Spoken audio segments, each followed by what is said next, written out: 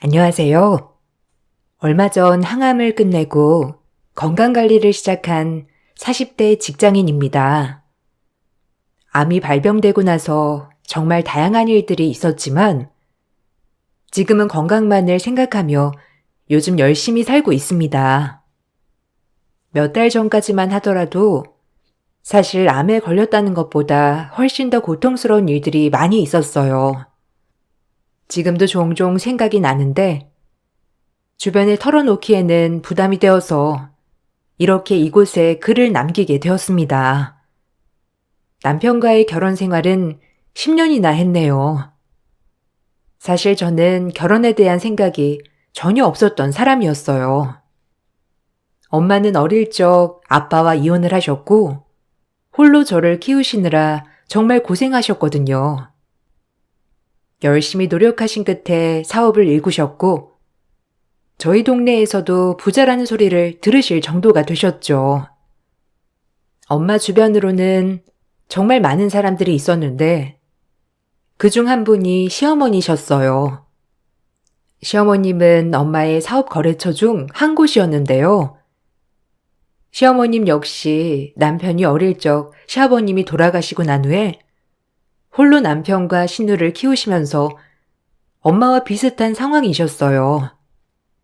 그런 시어머니의 상황을 안타깝게 생각했던 엄마는 시어머님을 좀 더 많이 신경을 쓰셨고 그러다가 두 분이 친해지시게 되었죠.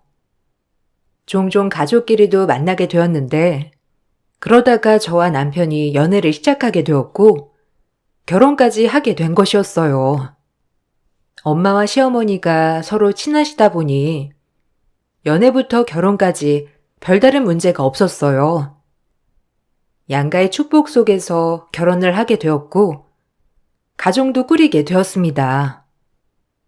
신혼집은 엄마가 준비를 해 주셨고 그 안에 가구들은 남편이 해왔어요.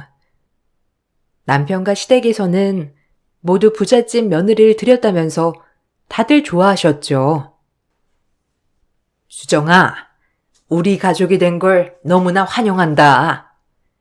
양 사장님, 아니 사돈과 이렇게 각별한 사이가 될 줄이야. 꿈에도 생각 못했는데 이렇게도 절친한 사이가 되다니 너무나 기쁘구나.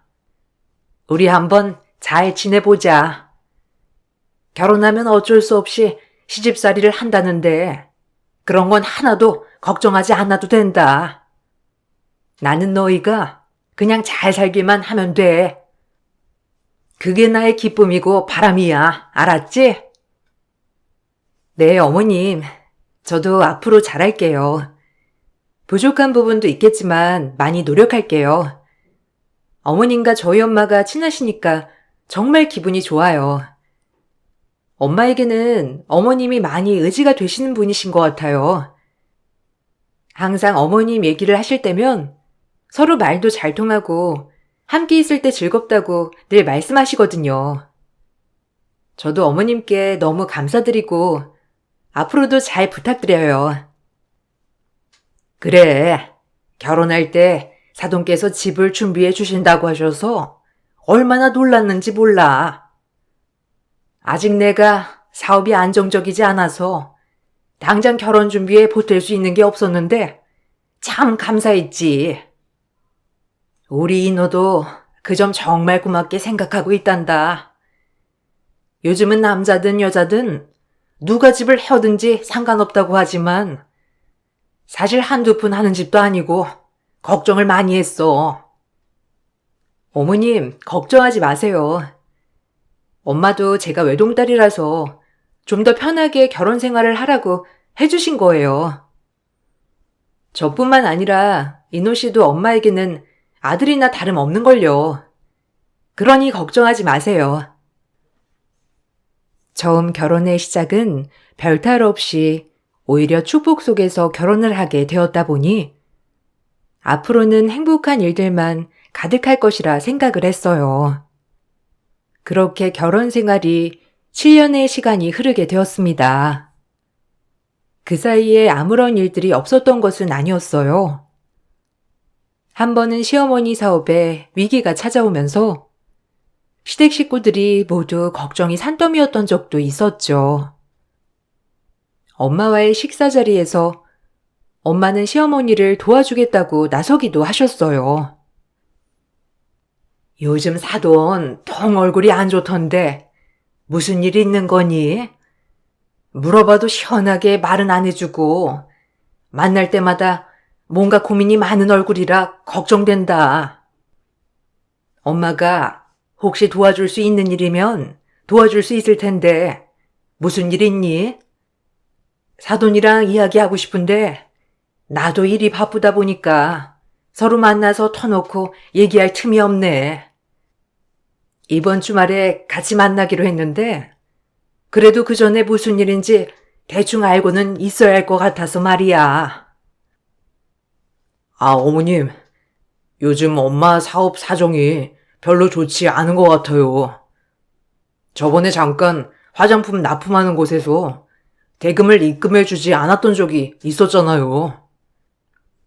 그게 지금까지 끌고 오면서 자금이 융통이 안 돼가지고 좀 힘드신 것 같아요. 새로 물건도 주문해야 하는데 아무래도 융통되는 자금이 없다 보니까 지금 당장 해결하기 어려우신 것 같더라고요. 이게 몇 달 축적되다 보니까 거래처에서도 성금 요구하기도 하고요. 그러니? 그런 일이 있었구나. 나는 사돈이랑 거래하면서도 이런 건 하나도 몰랐네. 주변에서 요즘 화장품 판매가 잘 안 된다곤 했는데 정말 그런가 보구나. 그래, 얼마나 준비되어야 하는데? 내가 조금 도와줄 수도 있을 것 같은데 그럼 사돈이 마음이 많이 쓰이실까? 그래도 힘든 상황은 좀 벗어나면 숨통이 트이시지 않겠어? 왜? 엄마가 도와드리려고? 어머님이 우리한테도 자세하게 얘기는 하지 않으시긴 하는데 꽤 금액이 큰 것 같더라고. 한 곳에서 터지기 시작하니 다른 곳에서도 날린 것 같던데. 그래도 엄마가 어머님이랑 얘기해보는 게 나을 것 같아. 어머님은 당장 엄마한테 부탁하기 그래서 말 못하시는 것 같은데. 그래. 그래도 사돈 좋다는 게 뭐니?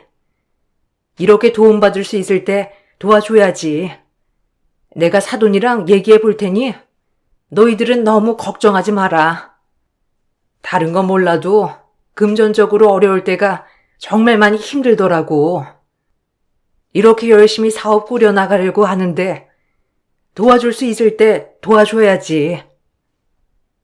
엄마는 자금 융통이 안 돼서 물품 조달이 힘들던 시어머님께 바로 도움을 주었고 그때 위기를 넘기고 나서 시어머님의 사업도 잘 되기 시작했어요.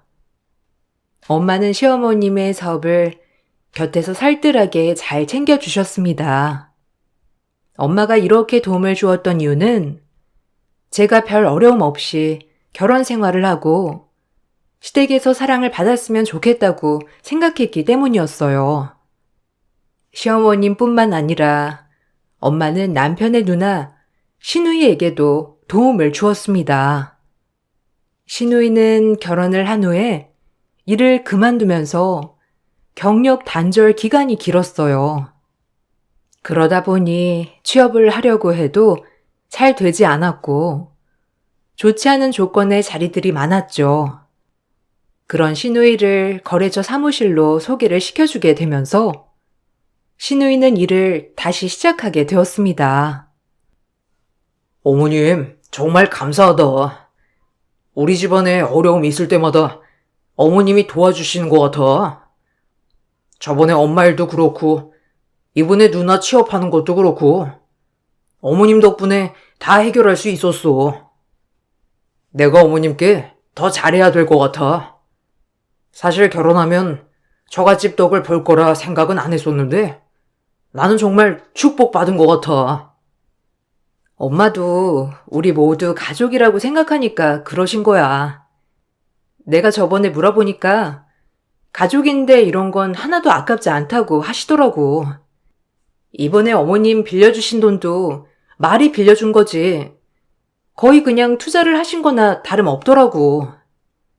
당신이 그래도 엄마에게 고마워해주니 기분이 좋네. 엄마 주변에는 이렇게 도와줘도 고마움조차 모르는 사람들도 있었거든. 그래? 그런 사람들이 있어? 하긴 어머님은 사업도 잘 되시고 그러니 쓸데없는 사람들도 마구 붙으시겠지. 이제라도 좀 든든하게 곁에서 지켜드려야 되겠네. 어머님 그래도 이제는 나이도 있으시고 일도 쉬엄쉬엄 하셔야 될 텐데 걱정이다. 사업장은 앞으로 어떻게 해야 할지도 고민을 많이 하셔야 되겠소. 그러게. 어떻게 하실지 나도 모르겠어. 엄마 혼자서 계속 운영하기는 어려움도 있고 그렇다고 마땅한 후임이 있는 것도 아니라서 엄마도 많이 고민을 하시는 것 같더라고. 어쨌든 이건 뭐 엄마가 알아서 잘 하시겠지.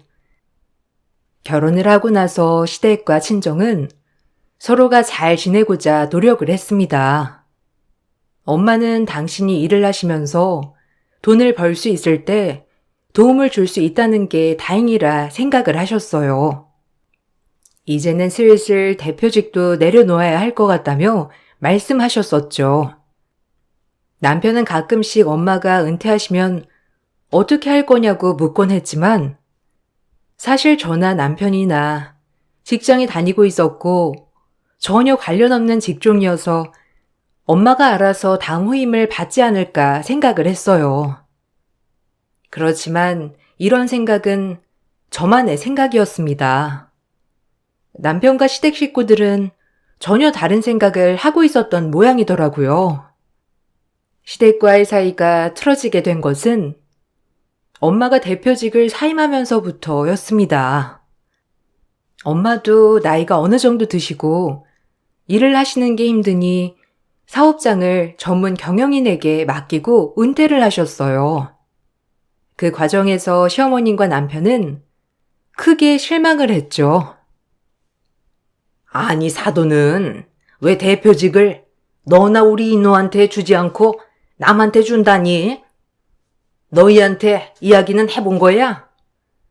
이노 말로는 아무런 말도 없이 결정을 하셨다는데 그걸 남한테 주면 어떡해? 해? 다 가족한테 물려줘야 그것도 유지가 되는 거지. 이번은 너무 실망이다. 사돈은 왜 그런 것도 한번 상의를 하지 않고 결정을 하신다니? 네? 이렇게 결정한 거면 저는 잘한 것 같은데요? 그렇다고 해서 사업을 아예 다 넘겨준 것도 아니고 경영만 다른 사람이 하는 건데 뭐가 문제인지 모르겠네요. 그리고 저나 남편은 사업의 사자도 모르고 여기 분야는 아예 전혀 모르는 분야인데 어떻게 갑자기 가서 사업을 운영할 수 있겠어요? 그건 너무 욕심인 것 같아요. 사업을 하면 저희보다는 잘 알고 있는 사람이 가서 하는 게 맞죠. 당신도 너무 서운하다. 그래도 우리 엄마도 사업하고 있는데 나한테도 한번 물어볼 수 있는 거잖아. 그런데 당신이나 어머니나 나한테는 한마디 말도 없이 이렇게 결정하는 게 어디 있어? 그리고 그렇게 다른 사람한테 운영하라고 하고 놔둬버리면 사업은 그대로 넘어가는 거 아니야?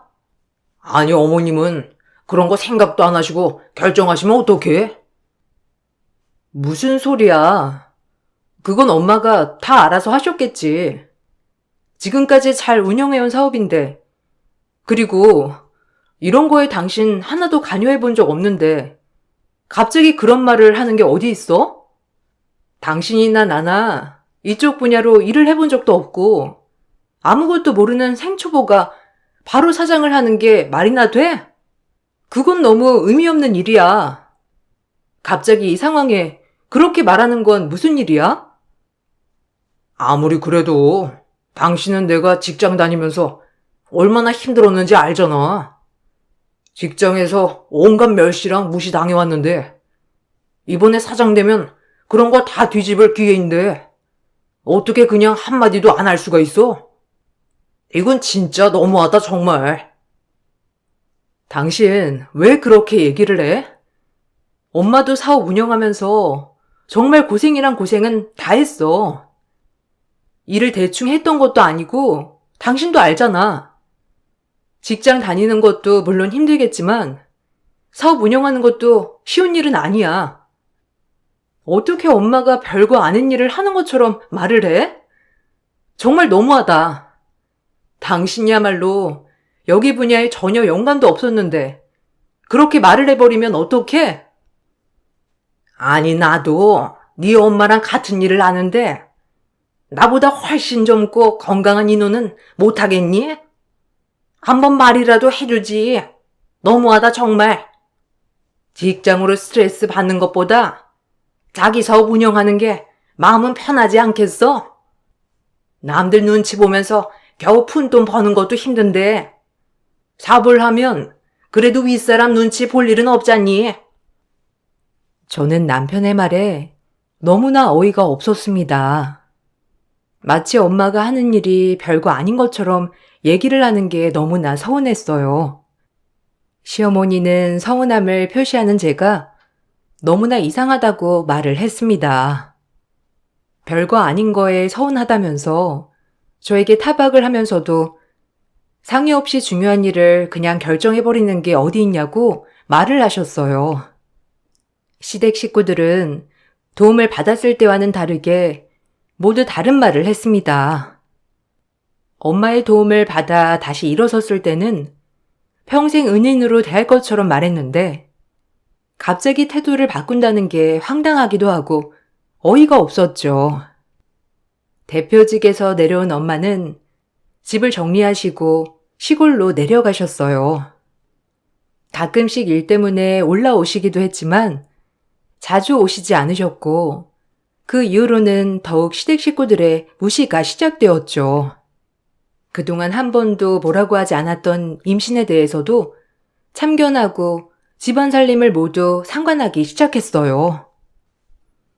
예, 너는 이제 7년이나 지났는데 아이 가질 생각은 안 하는 거니?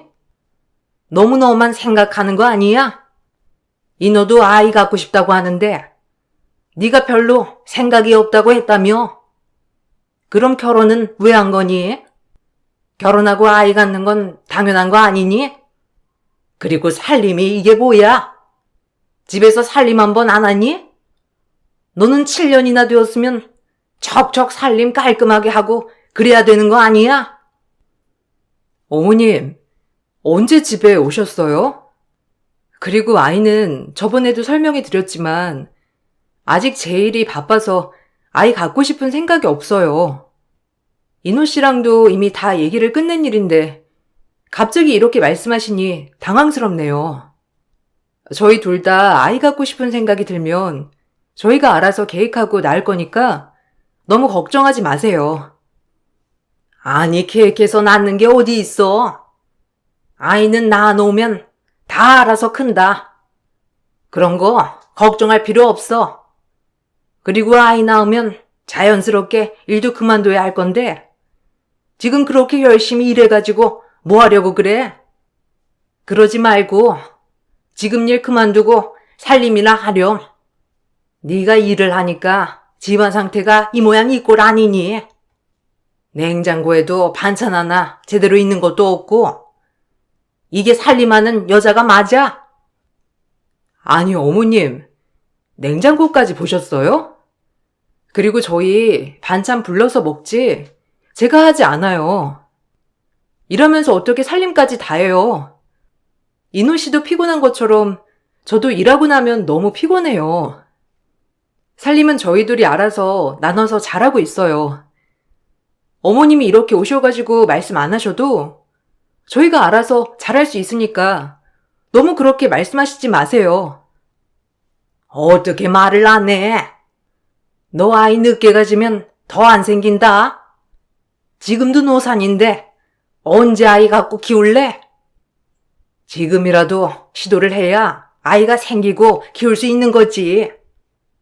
설마 너 지금 아이 안 생겨서 걱정하는 거 아니지? 아이가 안 생기면 병원 가서 바로 치료 받아야지. 너 오늘 시간 되지? 나랑 같이 산부인과 좀 가자꾸나.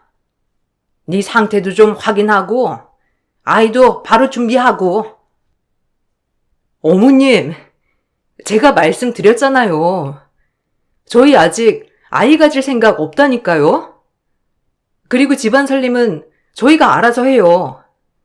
갑자기 왜 그러시는 거예요? 지금까지 저희 잘 지내왔어요. 집안 살림도 어머님 눈에는 부족해 보이실 수 있지만 그렇다고 크게 불편한 느낄 정도도 아니고요. 그만하시고 이제 댁으로 가세요. 어머님께서는 매주 주말마다 집으로 와서 집안 살림을 다 뒤집어 놓았습니다. 저도 일을 하고 있는 입장에서 갑자기 집에 와서 집안 살림을 뒤집어 놓으니 매 주말마다 제대로 쉬지 못한 날이 많았어요. 거기다가 주말마다 시댁으로 와서 반찬 만드는 법도 배우라고 하셨죠. 예, 너 아무리 생각해도 안 되겠다. 7년이나 지났는데 반찬 하나 제대로 만들지 못하는 것도 너무 웃기고 살림도 엉망이라서 내가 좀 알려줘야 할 것 같구나. 이제부터 주말마다 하루는 시간 내서 여기 좀 와라. 여기 와서 반찬도 좀 배우고 집안 살림하는 방법도 좀 배우렴. 네 엄마가 평생 사업만 하니까 딸 자식 제대로 알려주지도 않고 에휴, 내가 이제야 신경 쓰게 된 게 참 아쉽네. 어머님, 어떻게 주말마다 시댁 가서 배우고 있어요? 저도 주말에는 쉬어야 해요. 그래야 다음날 일하는데 지장도 없고요. 어머님 저희 신경 쓰시는 건 알겠지만 제가 그 말은 들을 수 없어요. 저도 피곤하고 힘들어요.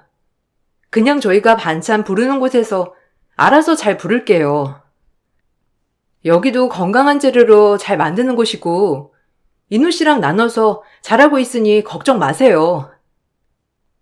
아니 아무리 일하는 사람이어도 집안일은 여자가 해야 꼼꼼하게 잘하는 법이야.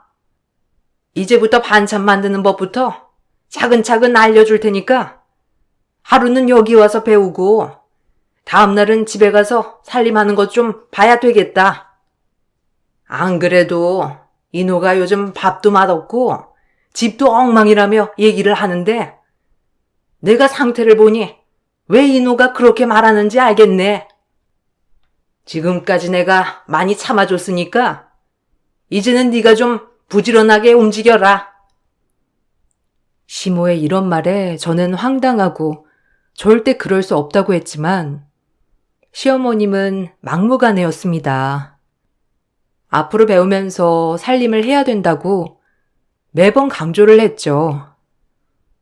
바쁜 일정으로 매 주말마다 찾아가지 않았지만 시어머님은 그런 저에게 매번 전화로 타박을 하셨고 저는 일을 하는 것보다 더 심한 스트레스를 받게 되었습니다. 남편에게 이런 상황을 이야기해도 남편은 엄마가 얼마나 신경을 많이 써주는 거냐며 저를 이상한 사람으로 몰아갔죠. 여보, 제발 어머님한테 얘기 좀 해줘. 우리 반찬 잘 해먹고 있고 잘 살고 있다고. 매번 주말마다 이렇게 전화하셔서 음식 배우러 오라고 하고 집으로 오겠다고 하시는 거 너무 스트레스야. 나는 주말 하루라도 좀 편하게 쉬고 싶어. 당신이 어머님한테 말해서 그러지 않아도 된다고 좀 얘기를 해줘. 내 말은 전혀 안 들으시잖아. 엄마가 왜? 엄마는 우리 사는 거 도와주려고 하시는 거잖아. 솔직히 말하면 당신 결혼하고 집안일 제대로 한 적 얼마나 있어?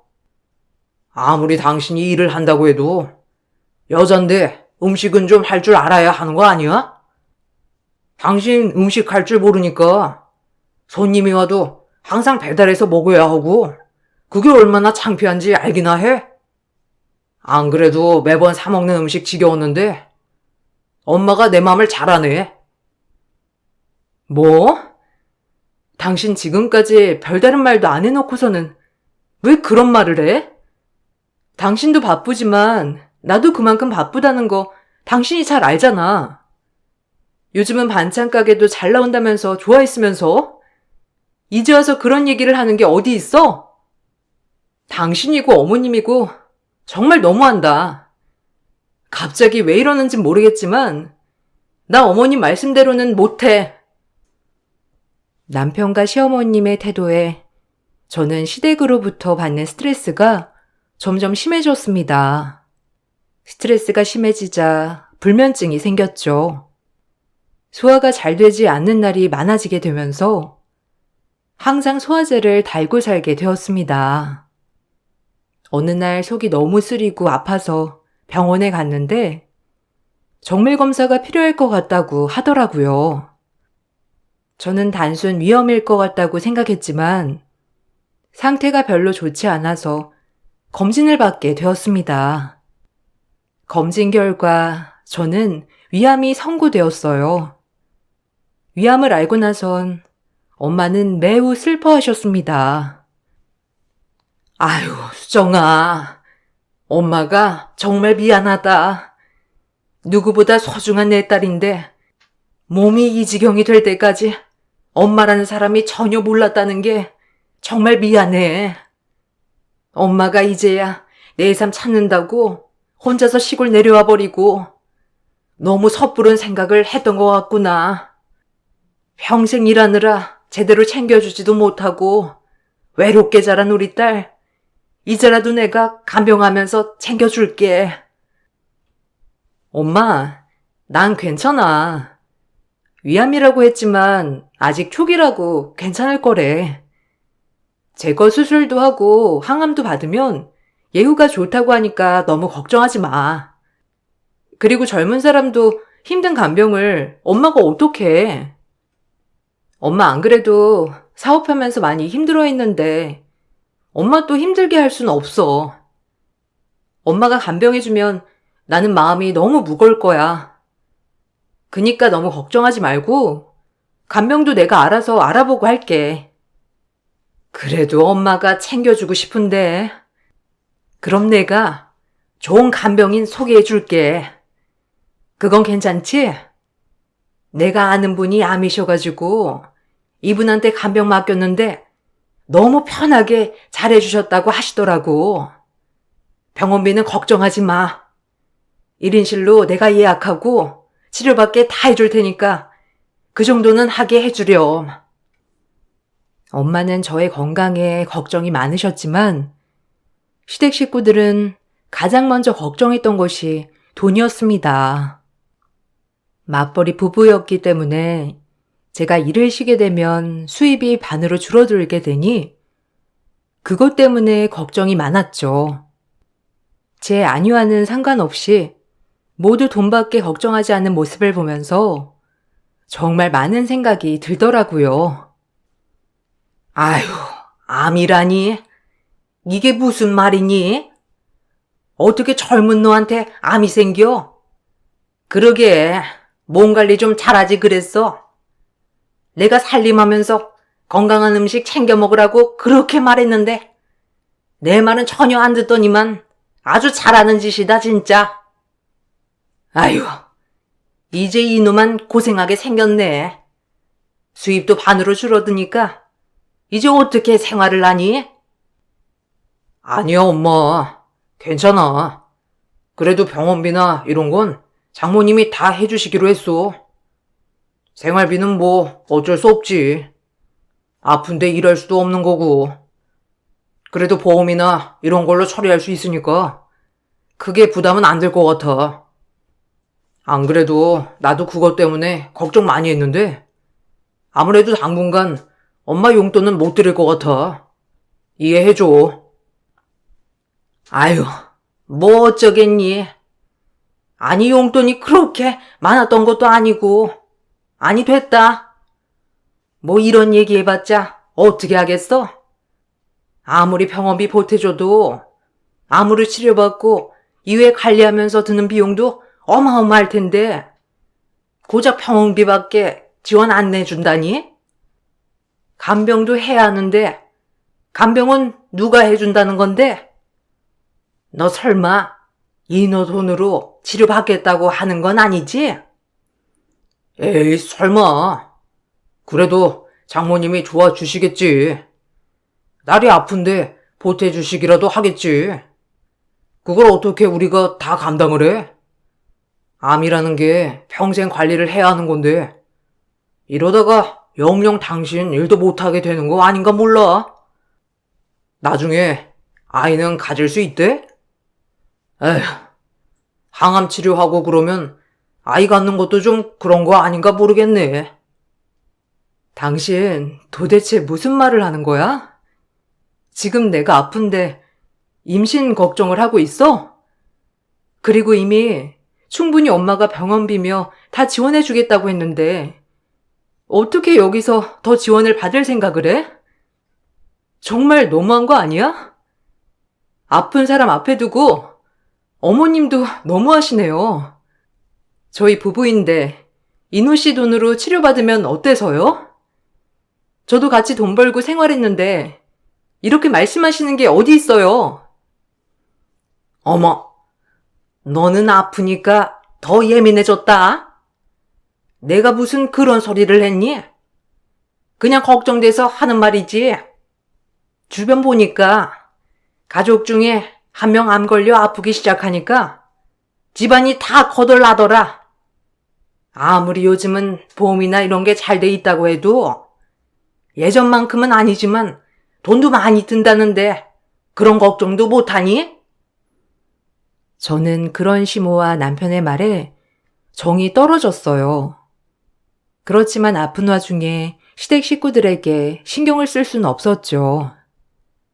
그렇게 저는 수술을 위해서 입원을 하게 되었습니다. 남편은 일이 바쁘다며 거의 찾아오지 않았고 시모는 일주일에 한 번씩 찾아오긴 했지만 그마저도 조금 있다가 가곤 했습니다. 처음에는 왜 이렇게 찾아오셔서 별거 없이 그냥 가시나 싶었는데 얼마 후에 시모의 마음을 알게 되었죠. 저는 엄마가 소개를 해주신 분을 간병인으로 고용을 했습니다. 수술을 받고 나서 꾸준히 치료를 받기 위해서는 간병인이 필요했죠. 시모는 간병인을 보시고는 깜짝 놀랐습니다. 어머, 이분이 간병인이시라고? 너 간병인도 고용했니? 돈도 참 많다. 아무리 아파도 혼자서 걸어다니고 다 할 수 있지 않아? 수술 며칠만 그렇고 그 다음에는 알아서 잘 다닐 수 있다고 하는데 무슨 간병인까지 고용을 해? 오늘까지만 나오고 이제는 나오지 마세요. 얘 건강하고 젊으니까 혼자서도 잘 지낼 수 있으니까 앞으로 안 오셔도 됩니다.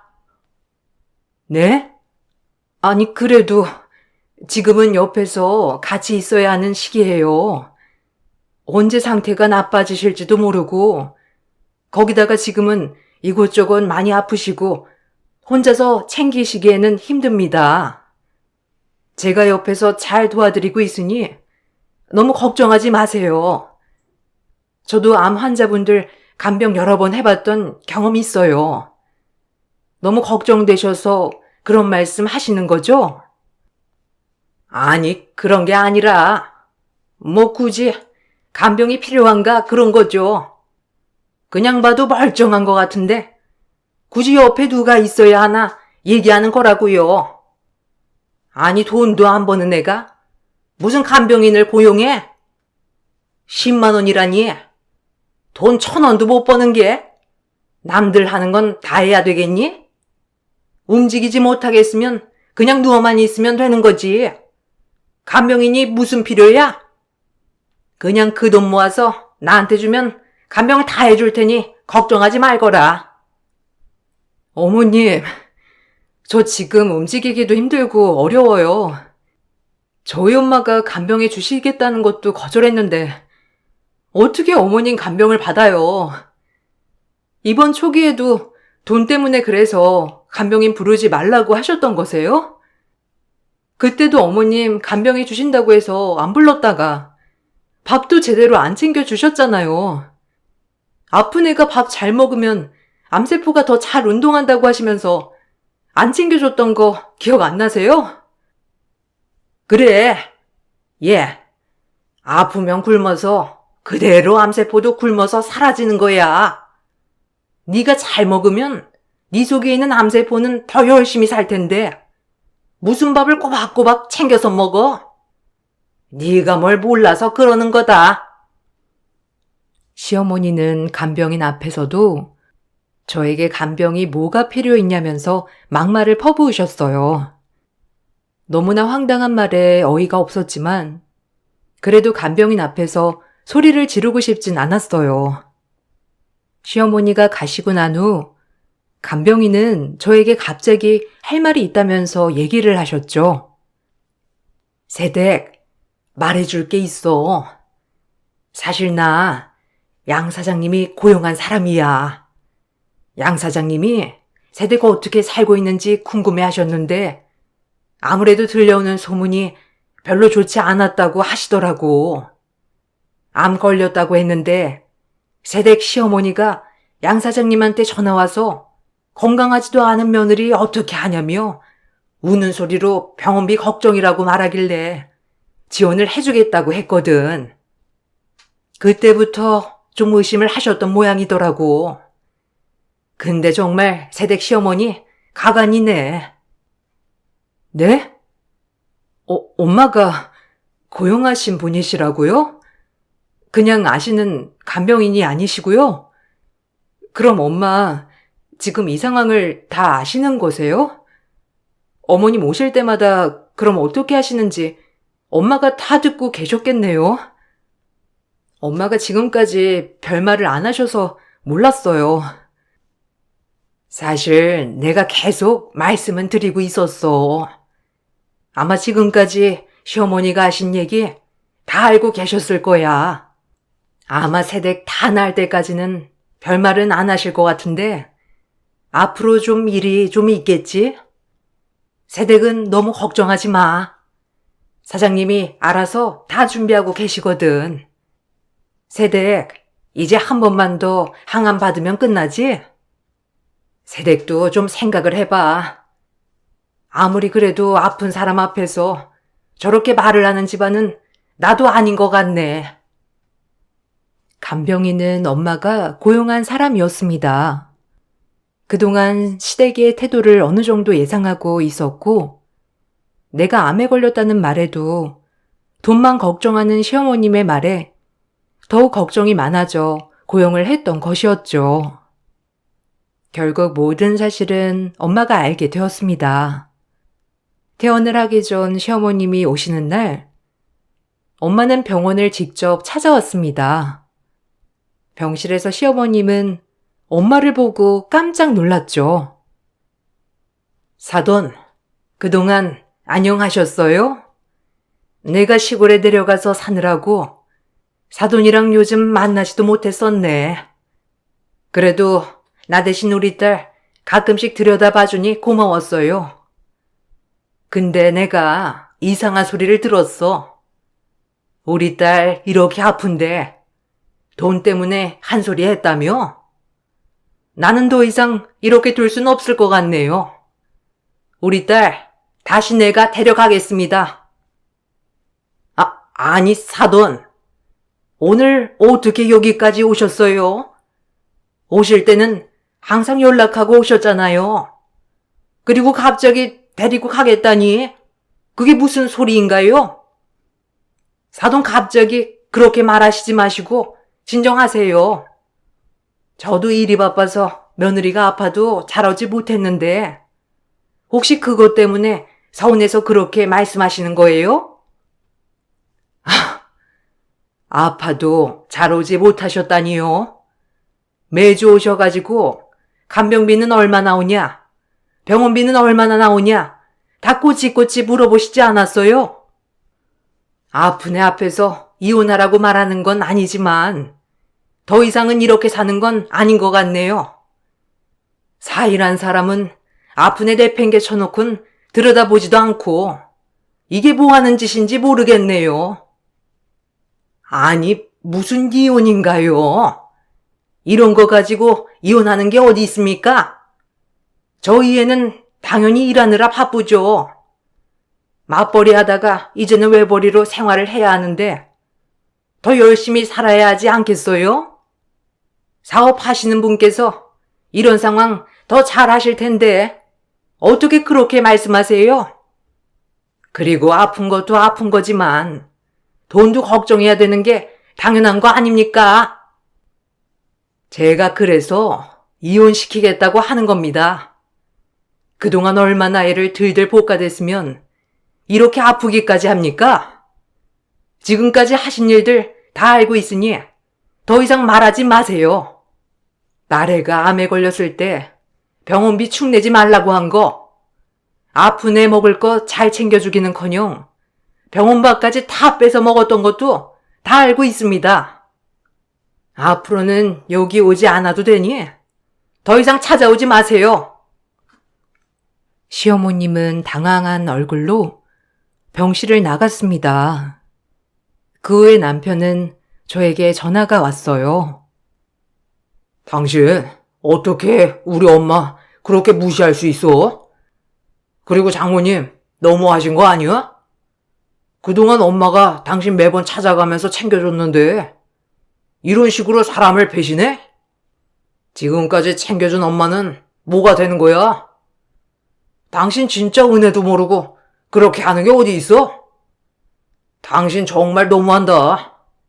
그리고 어머님이 나랑 이혼시키겠다고 하시는데 그게 무슨 말이야?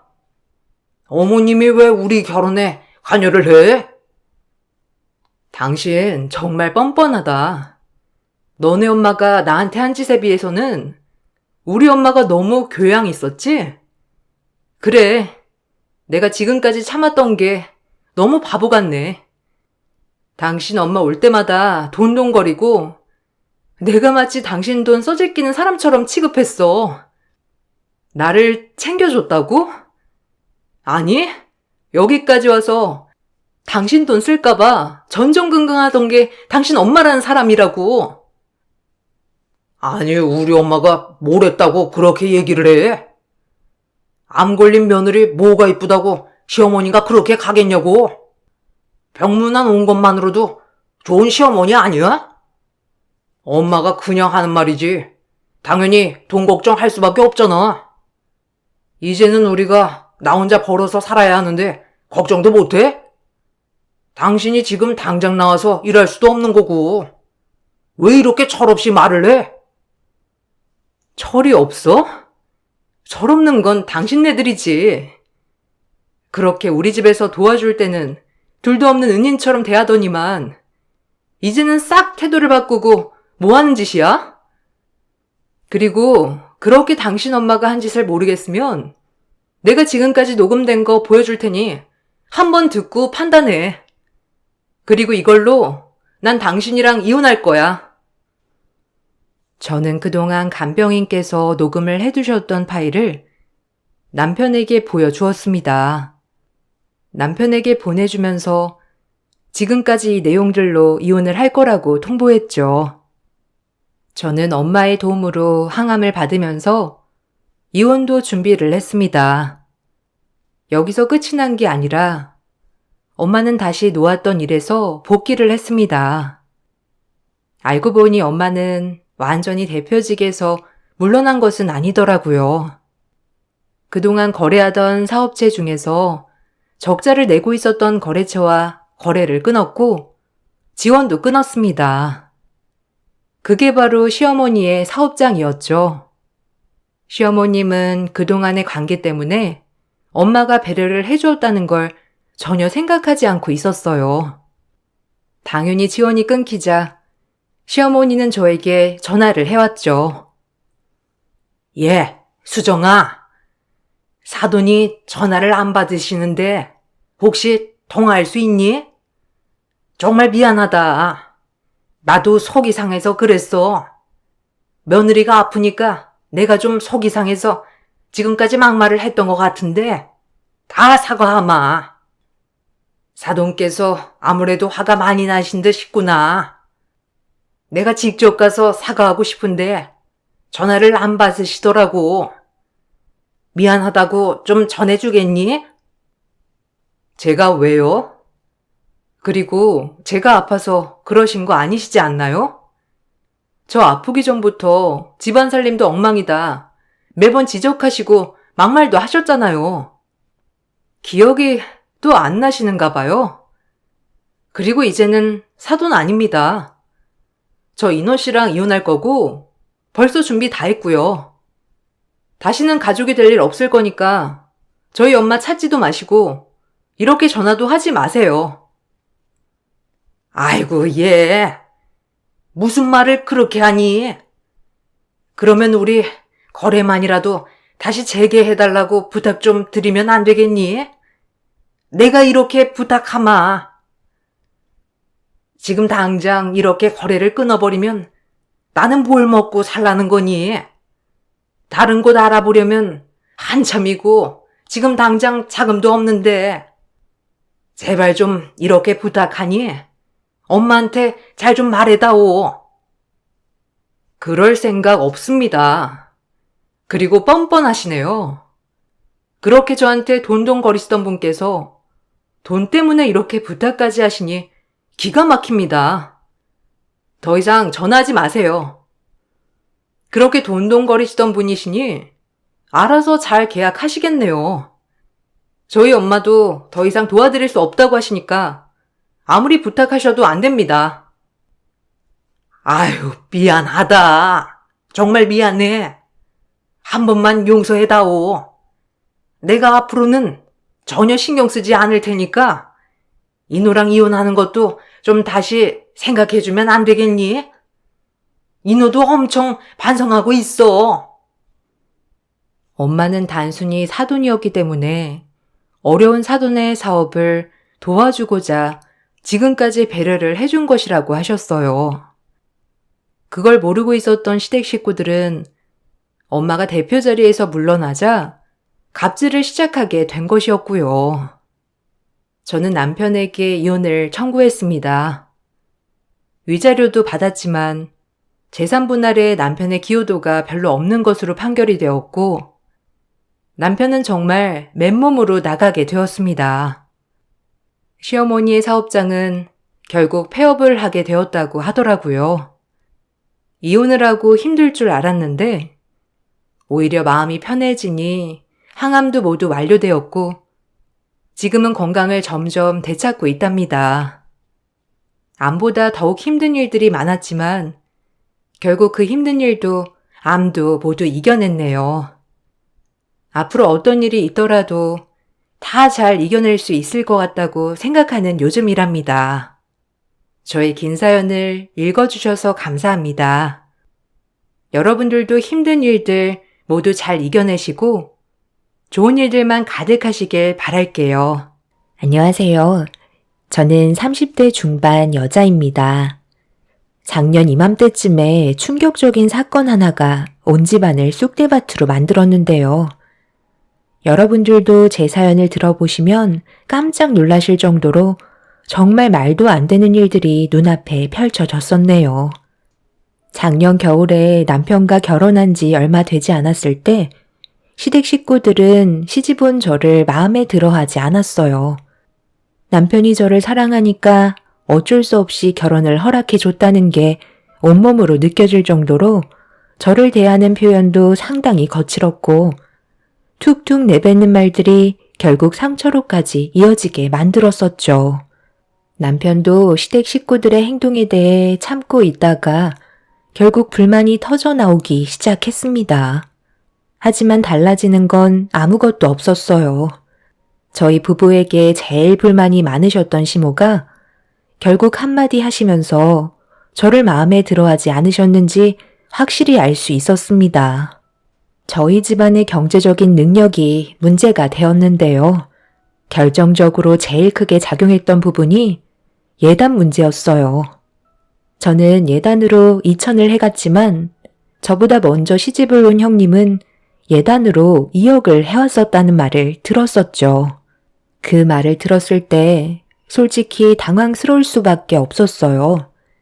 그런데 알고 보니 시모가 형님을 시숙에게 소개를 해준 거였고 꽤 오랜 기간 동안 시모와 형님의 관계는 상당히 두터운 사이로 발전하고 있었다는 걸 남편을 통해 들을 수 있었습니다. 그래서 시모와 형님은 항상 붙어 다녔고 서로 많은 대화를 주고받았지만 저는 그 자리에 낄 수 없었습니다. 거의 투명인간 취급할 정도로 저를 많이 무시하고 있었어요. 저도 시댁 집안의 식구로 인정을 받기 위해 여러 가지로 노력을 했었지만 시모의 마음을 얻기에는 형님에 비해 많이 부족했었죠. 동서가 아무리 어머님한테 잘 보이려고 노력을 해봤자 소용이 없는 게 어머님과 나는 서로 뗄 수 없는 사이거든. 꽤 오랜 기간 알고 지내왔기 때문에 동서가 낄 수 있는 공간은 전혀 없어. 내 말 무슨 뜻인지 알겠어? 쓸데없이 노력할 필요 없다는 거야. 그런데 동서가 어머님한테 관심을 받을 수 있는 방법이 아주 없는 것도 아니고 하나 있긴 한데 이건 체력이 뒷받침되어야 하거든. 동서가 집안 살림을 꽤 잘한다는 말을 어머님한테 들은 적이 있긴 한데 그 점을 상당히 높게 사는 것 같더라고. 그게 무슨 말인지 대충 알겠지? 어머님 댁에 올 때면 동서가 할 일을 알아서 찾아서 해놓으면 된다는 거야. 그럼 자연스럽게 며느리로 인정받지 않겠어? 나는 어머님과 여러 가지 일을 같이 하기 때문에 가까워질 수밖에 없는 사이지만 동서는 그렇지는 못하잖아. 그렇기 때문에 일단 어머님의 눈에 들어오는 게 우선 아니겠어? 동서가 열심히 하는 건 좋은데 너무 들이대는 것도 어머님은 부담스러워 하시거든. 며느리가 애교 부리는 거 딱 질색하셔. 한두 살 먹은 것도 아니고 다 큰 여자가 어머님 하면서 코에 바람 넣어봤자 오히려 역효과라는 소리야. 내 말 무슨 뜻인지 알겠지?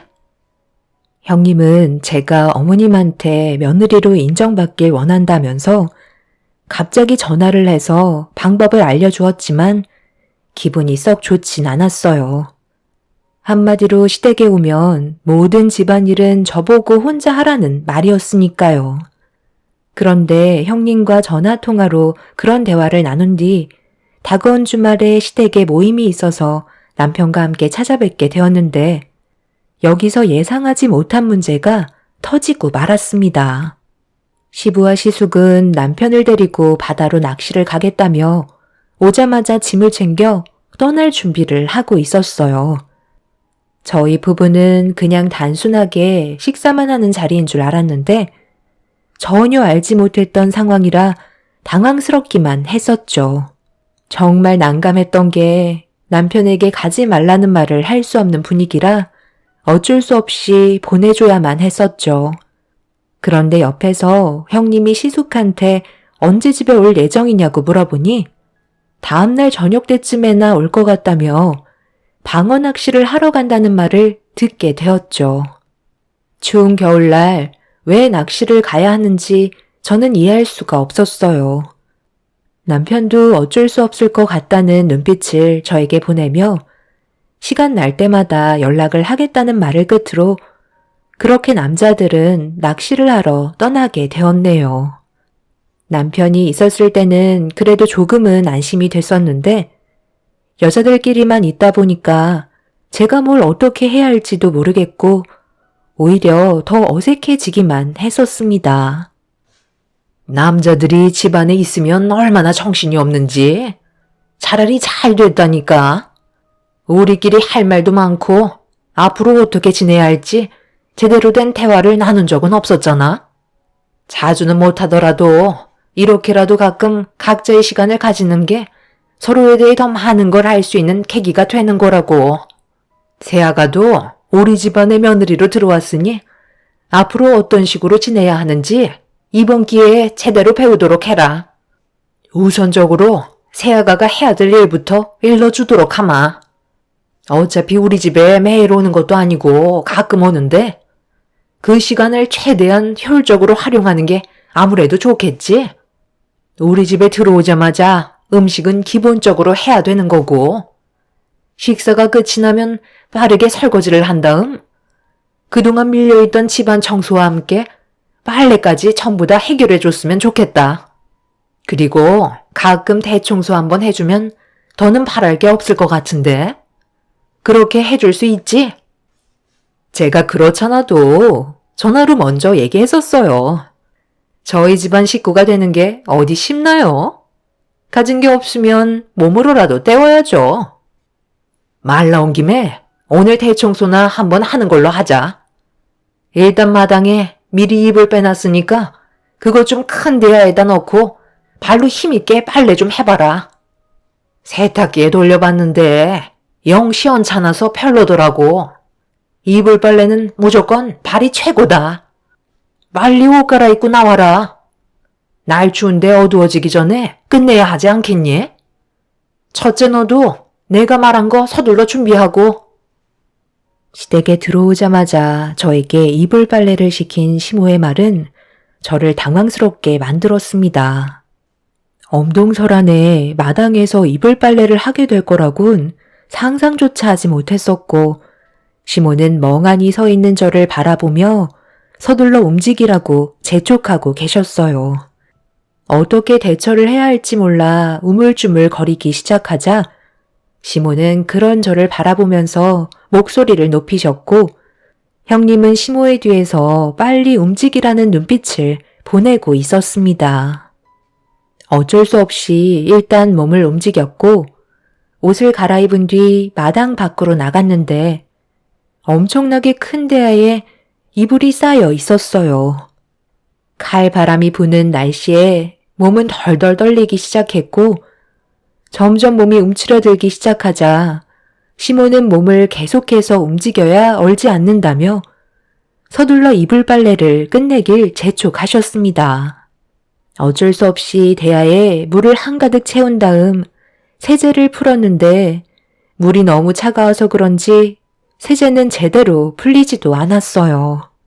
시모는 뒤에서 저를 계속해서 지켜보고 계셨고 일단 서둘러 이불 빨래를 해야 될 것 같아 서둘러 대야에 발을 담갔는데 정말 몇 초 버티지 못하고 발을 빼고 말았습니다. 너무 차가워서 도저히 빨래를 할 수가 없었어요. 어머님, 이건 정말 아닌 것 같아요. 세탁기로 그냥 돌리면 안 될까요? 세제도 잘 안 풀리잖아요. 너무 비효율적이에요. 발도 너무 차가워서 동상 걸릴 것 같아요. 아니면 화장실에서 따뜻한 물로 이불 빨래하는 게 좋지 않을까요? 시키면 시키는 대로 하면 될 것이지.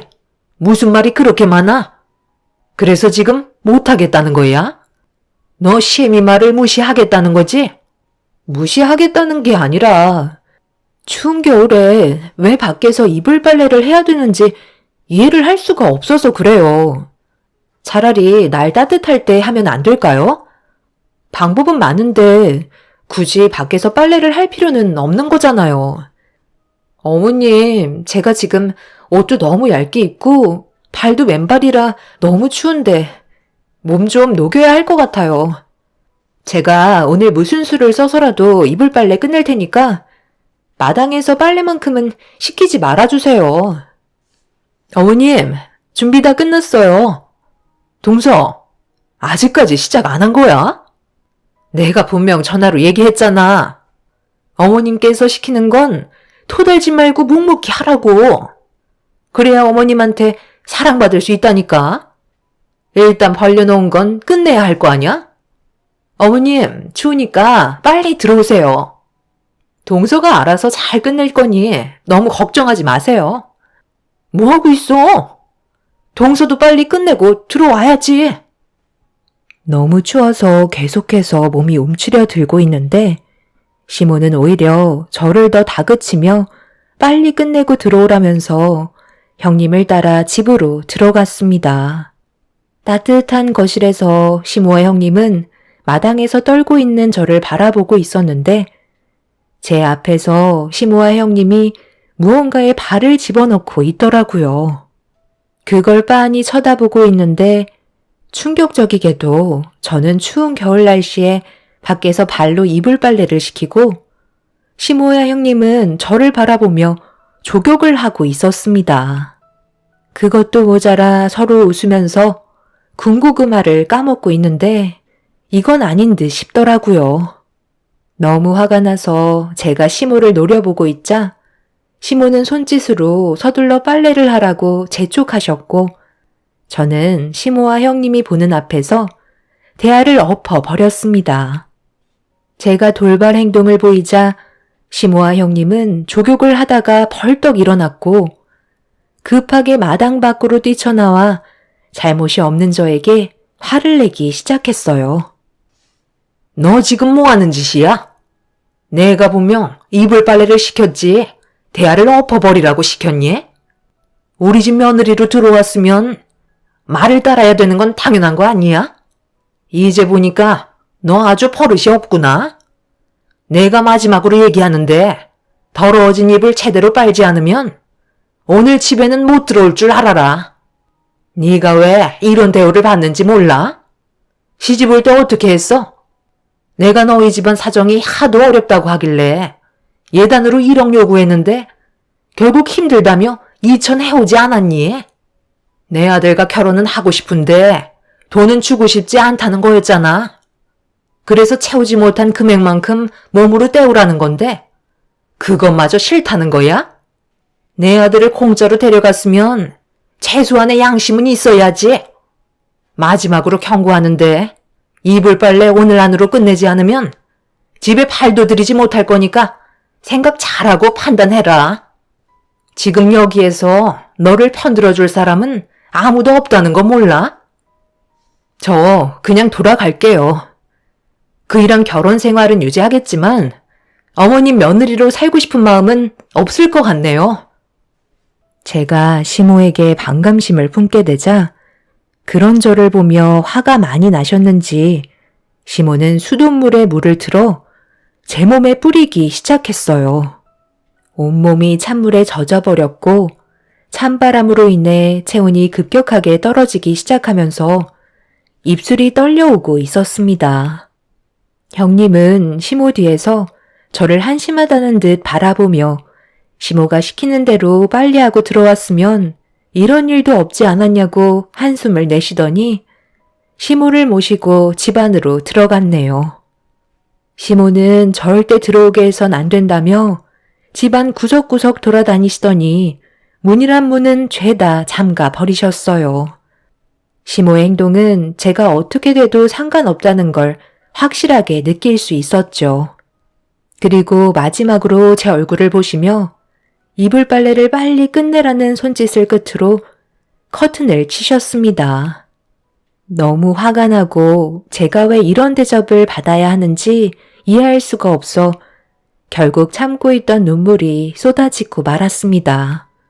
일이 이렇게 된 마당에 이불 빨래하는 건 제 자존심이 용납할 수 없었고 더 이상 눈앞에 아무것도 보이지 않았어요.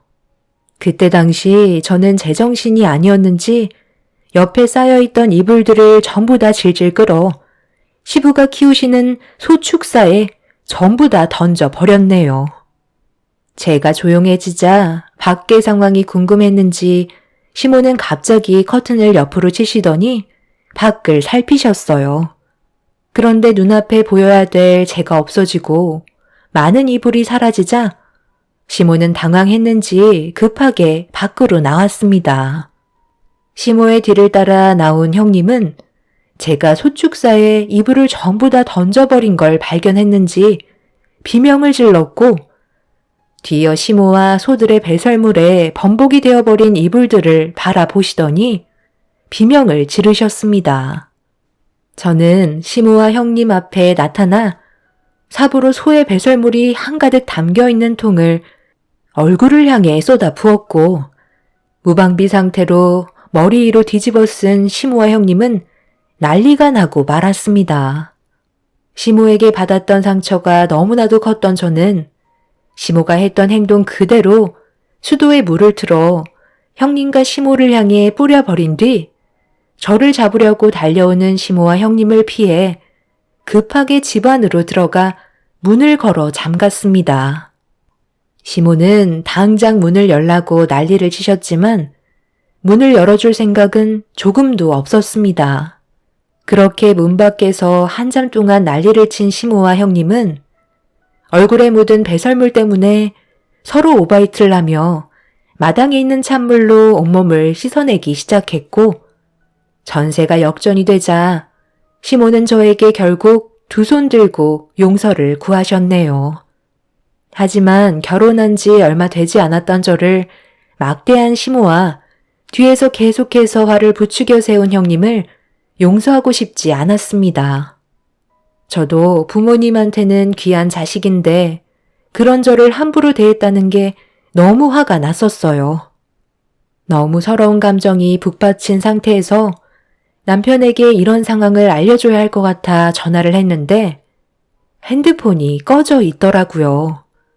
일은 벌렸는데 집 밖으로 나가지도 못한 채 불안에 떨고 있는데 거실 테이블에 좀 전까지만 해도 없었던 무언가가 제 두 눈에 들어왔습니다. 그런데 마당에서 저를 지켜보고 있던 시모와 형님이 서류 봉투를 집어들려 하는 저를 보자마자 갑자기 난리를 치기 시작했어요. 저에게 무언가 숨기는 게 있는 것 같아 서류 봉투 안에 있던 내용물을 확인해 보려는 순간 시모가 마당에 있던 돌을 집어들더니 거실 창문을 깨부쉈고 급하게 들어오려 하길래 옷까지 갈아입은 상태로 집 밖을 나가려고 준비하고 있던 저는 형님과 시모가 거실 창문을 깨고 들어오는 순간 서류 봉투를 챙겨 급하게 현관문을 열은 뒤 밖으로 빠져나왔습니다.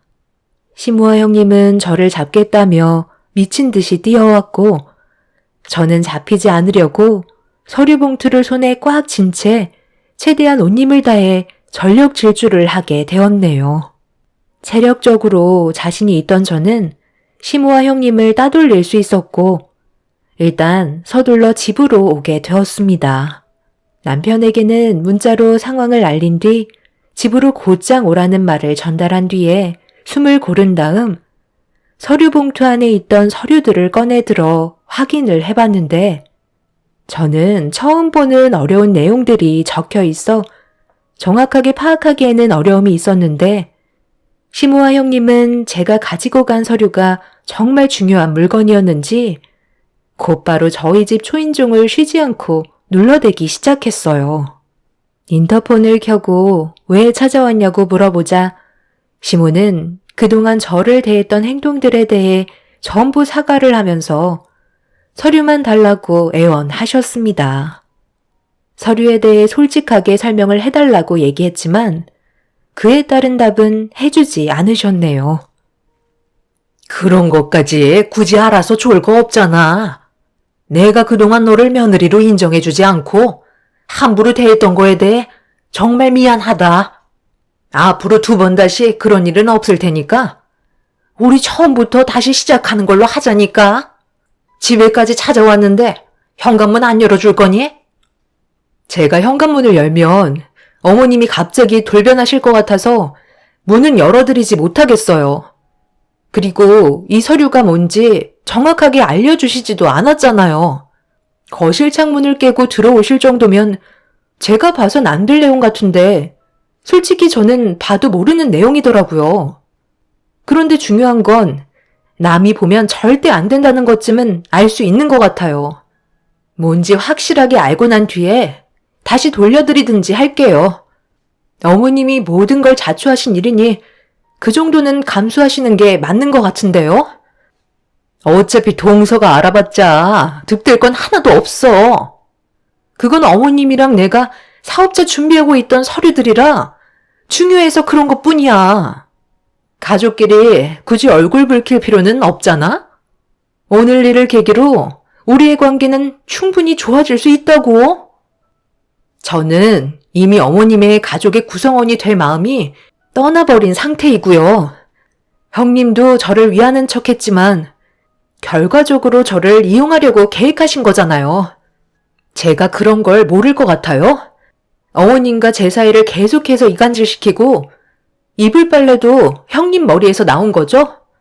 오늘은 얼굴 보고 싶지 않으니 그만 돌아가 주세요. 안 그럼 경찰에 신고하겠습니다. 제가 경찰에 신고를 하겠다는 말을 꺼내자 시모아 형님은 뭔가 캥기는 게 있는지 일을 크게 만들지 말라며 더는 난리를 치지 않고 집으로 돌아갔습니다. 경찰에 신고하겠다는 말에 꼬리를 내린 것 보면 서류의 내용들은 좋은 게 아니라는 걸 확실하게 알 수 있었어요. 남편은 늦은 저녁이 되어서야 저에게 전화를 했는데 뱃멀미가 심해서 낚시는커녕 쓰러져 있었다며 더는 못할 것 같아 집으로 출발할 거라는 말을 끝으로 그제서야 한숨 돌릴 수 있었습니다.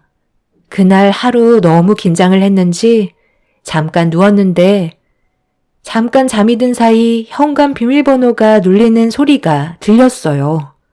그 소리를 듣고 침대에서 일어나 현관문을 열며 들어오는 남편을 반기는 순간 문이 닫히지 않고 다시 반대로 열렸습니다.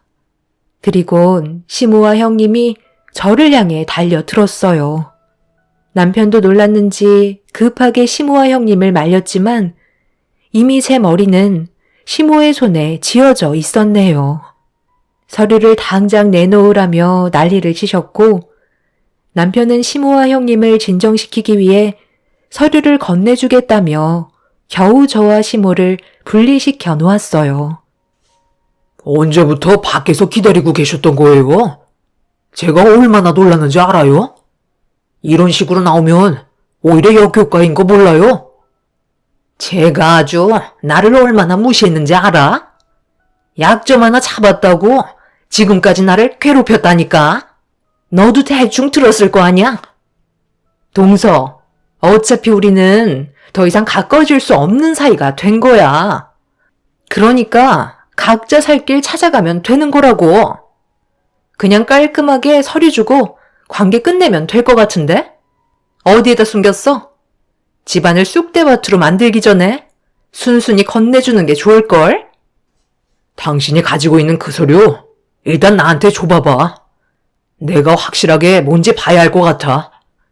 만약 조금이라도 문제가 있다면 그냥 넘어가지 않을 거예요. 가족이라고 해서 눈 감아 넘어가 주는 건 똑같이 처벌받게 된다는 거 모르시는 거 아니죠? 그렇기 때문에 문제가 있으면 저는 이 사람 편을 들 거고 그에 따른 처벌은 법이 정하게 될 거니 알아서 판단하세요. 우리가 뭘 어쨌길래 초장부터 겁을 주는 거야?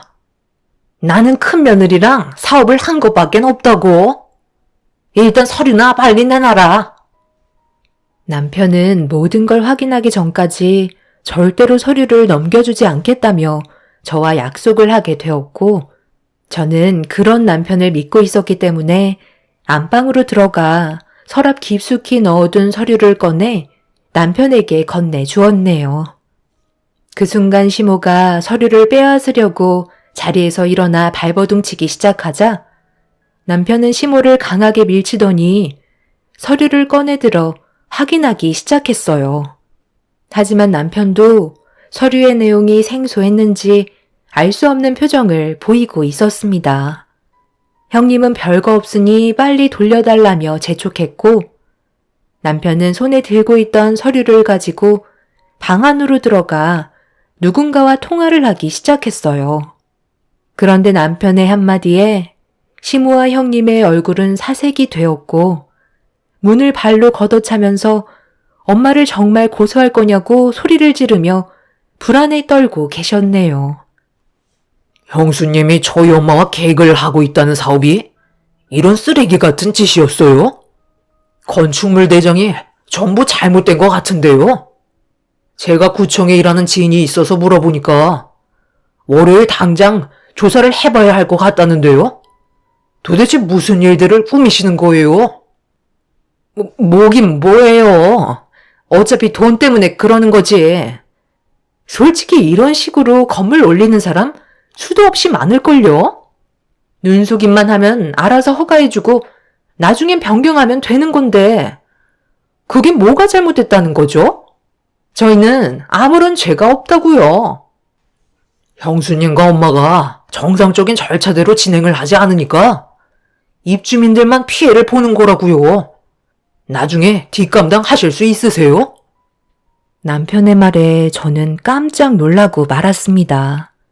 제가 꺼낸 건축물 대장의 내용은 형님과 시모는 건물을 올릴 때 근린생활시설의 목적으로 건물을 올렸었지만 준공검사가 끝이 나고 용도 변경을 임의적으로 했다는 게 문제가 되는 거였어요. 근린생활시설이란 슈퍼마켓이나 의원, 세탁소 같은 편의시설이 들어가기 위한 건물이기 때문에 여기에는 취사시설이나 바닥 난방 같은 걸 설치할 수가 없는데요. 시모와 형님이 일단 건물을 먼저 다 짓고 취사 또는 바닥 난방을 설치하지 않은 상태에서 준공검사 승인이 나게 되면 그 후에 다시 공사를 시작해서 불법적으로 바닥 난방과 취사시설을 설치해 주택과 똑같이 만들어 입주민들에게 분양까지 이어지게 만들었던 거죠. 시모와 형님은 관할 구청을 속이면서 이런 일을 반복적으로 해왔고 여기서 문제는 근생 빌라라고 불리는 불법 용도 변경에 따른 피해가 건축주인 시모와 형님에게 이행 강제금을 부과하는 게 아닌 분양을 받은 소유자들한테 부과를 한다는 게 문제였어요. 결국 이런 걸 모르는 사람들은 분양을 받고 이사를 왔는데 당장 처분할 수가 없어서 매년 시세의 10%에 달하는 이행 강제금을 떠안을 수밖에 없는 상황이 생기는 거였죠. 형님과 시모가 이렇게까지 하는 이유는 똑같은 면적에 많은 세대를 만들 수 있다는 것과 주차면이나 층수의 제한을 덜 받기 때문에 건물을 올릴 때 최대한 많은 돈을 벌기 위한 수법을 사용했던 거였죠. 이런 부분에 대해 제대로 알지 못하는 사람들은 결국 아무것도 모른 채 피해를 떠안아야 한다는 게 너무 큰 문제였어요. 그래서 시모와 형님은 이런 사실을 숨기기 위해 제가 들고 온 건축물 대장 서류를 악착같이 빼앗으려 했던 거였네요. 그런데 심하게는 아무것도 모른 채 살고 계시던 분들의 건물이 철거 명령이 내려질 수도 있다는 경우도 생긴다는 거였죠. 모든 사실을 알게 된 남편은 절대 그냥은 넘어갈 수 없다는 말로 결정짓게 되었고 시모와 형님은 주변에서도 불법 용도 변경으로 건물을 올리는 사람들이 정말 많다면서 아무 말 하지 않으면 조용히 넘어갈 수 있는 문제라고 한 번만 살려달라며 애원하고 있었습니다. 하지만 남편의 마음을 바꿀 수는 없었고 결국 이 문제는 법적으로까지 들어가고 말았습니다. 그동안 시모와 형님은 이런 식으로 건물을 올려 많은 사람들에게 피해를 주면서 많은 이익을 취하며 살고 있었어요. 두 분이서 벌인 일들은 결국 고스란히 떠안게 되는 상황이 생겨버린 거였죠. 이런 사실을 아시게 된 시부와 시숙 또한 전혀 모르고 있었는지 아무런 대응도 해주지 못한 채 두 눈 뜨고 지켜볼 수밖에 없었네요. 그렇게 많은 사람들이 시모에게 찾아와 고소를 진행했고 그에 따른 피해 금액 또한 어마어마했어요. 결국 엄청난 빚과 함께 불법적으로 이행했던 사업들은 전부 주저앉고 말았습니다. 그로부터 1년이 지난 지금 저희 부부는 시모와 인연을 끊고 잘 살고 있지만 시모는 감당하기 힘든 빚을 떠안게 되면서 시부에게 쫓겨나고 말았네요. 시숙 또한 형님의 잘못된 행동으로 인해 피해를 보고 싶지 않았는지 결국 이혼을 선택하게 되셨습니다. 만약 제가 그 서류를 발견하지 못했다면 지금도 많은 분들이 피해를 보고 계셨을 걸 생각하니 너무 소름이 돋습니다. 제 사연을 통해 같은 피해를 받으시는 분들이 안 계셨으면 좋겠네요. 두 번 다시 시모와 형님이 제 앞에 나타나지 않았으면 좋겠어요. 제 사연 들어주신 분들 감사합니다. 안녕하세요. 저는 30대 후반 여자입니다. 얼마 전에 두 번 다시 만나고 싶지 않았던 전 남편과 전 시모를 마주한 적이 있어서 사연을 신청하게 되었습니다. 벌써 3년의 시간이 흘렀지만 아직도 그때의 기억이 제 머릿속에 생생하게 남아있을 만큼 충격적인 경험을 했었어요. 3년 전에 전 남편과 이혼을 하게 된 이유는 저희 집안이 시댁 집안보다 부유하지 못하다는 게 결정적인 이유였어요. 이건 제가 아무리 노력을 해봤자 현실적으로 시모가 원하는 걸 전부 맞춰줄 수 없기 때문에 여러 가지로 어려움이 많았습니다. 저를 좋게 바라봐 주지 않으셨지만 그래도 결혼까지 허락해 주셨다는 건 시모와 어느 정도 좋은 관계를 만들어갈 수 있는 기회 정도는 있을 줄 알았는데 그건 제 착각이었어요. 그때 당시 남편이 하도 저와 결혼하고 싶다고 한바탕 난리를 쳐서 시모가 어쩔 수 없이 받아준 거였지만 결혼 생활하는 동안 남편이 저를 질려버리게 만들 계획을 미리 계산하고 있었던 거였죠. 그걸 전혀 알지 못했던 저는 시모에게 속수무책으로 계속 당하고만 있었어요. 남편도 처음에는 난감해 했었지만 날이 가면 갈수록 점점 목소리가 높아졌고 결국 저에게 화를 내는 일이 생겼습니다. 결혼 생활한 지 50일 정도 지났을 때였어요. 시모가 얼굴 보며 저녁 한 끼 하고 싶어 하셔서 저희 부부는 아무 생각 없이 퇴근하고 시댁으로 향하게 되었고 정신없이 음식을 준비하고 계신 시모를 도와드리기 위해 저도 급하게 주방으로 들어가 시모가 시키는 대로 저녁 식사를 준비하고 있었습니다. 그런데 시모가 잠깐 화장실을 다녀오겠다면서 손에 들고 계신 조미료통을 국에 넣으시려 하시다가 다시 내려놓으시더니 급하게 화장실로 가셨어요. 저는 그 모습을 보고 국의 간을 보게 됐는데 간을 안 하셨는지 상당히 싱겁더라고요. 그래서 시모가 내려놓으신 조미료를 들어 국에 털어 넣은 뒤 간을 맞췄고 잠시 뒤 시모가 주방으로 들어오셔서 상을 차린 뒤 함께 둘러앉아 식사를 하게 되었습니다. 남편은 저와 결혼 이후 항상 시모가 혼자 사시는 걸 걱정하고 있었어요. 남편이 어렸을 적부터 시모가 홀로 힘들게 키우셨다는 걸 들었기 때문에 남편이 신경을 많이 쓰려고 노력을 했었어요. 저도 충분히 이해를 했기 때문에 시댁에 가자는 말을 했을 땐 문제 삼지 않았었고 그렇게 별일 없이 지내왔었는데 시모가 식사를 하시던 도중 사건 하나가 터졌고 저는 당황해서 아무 말도 할 수가 없었어요. 갑자기 표정이 안 좋아지시던 시모가 목을 부여 잡으시며 숨이 막힌다고 남편을 붙잡으며 괴로워하시다가 호흡곤란 증세를 겪었어요.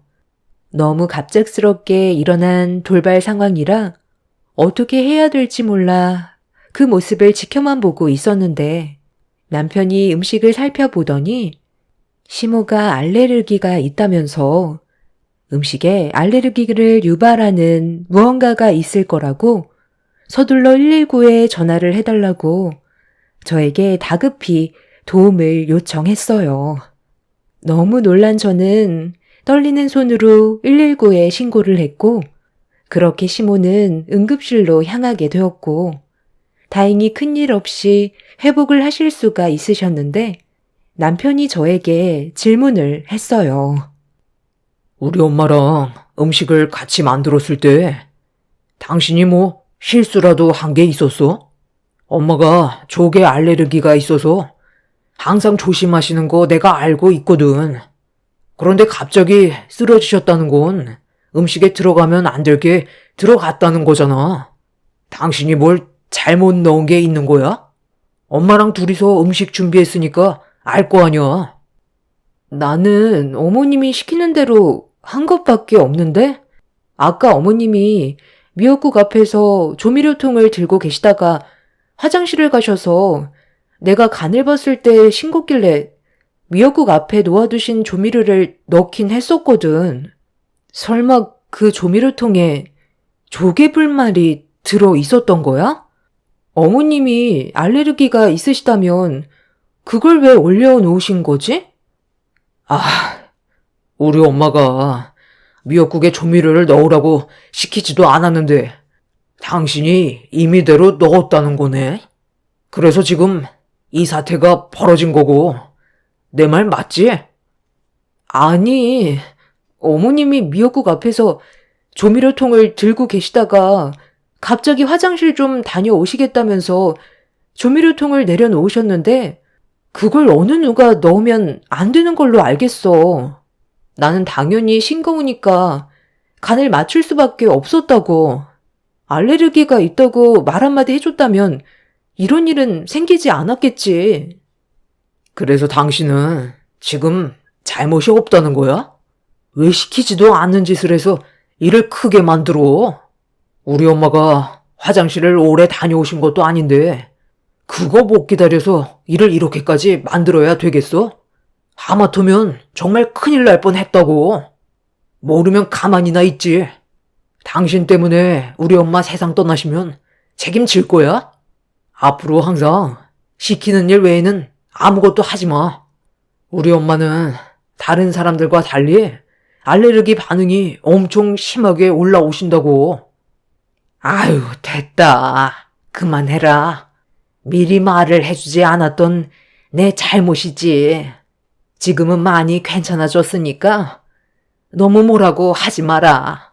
새아가가 일부러 그랬겠어? 도와주려고 했다가 이렇게 된 거니 어쩔 수 없지.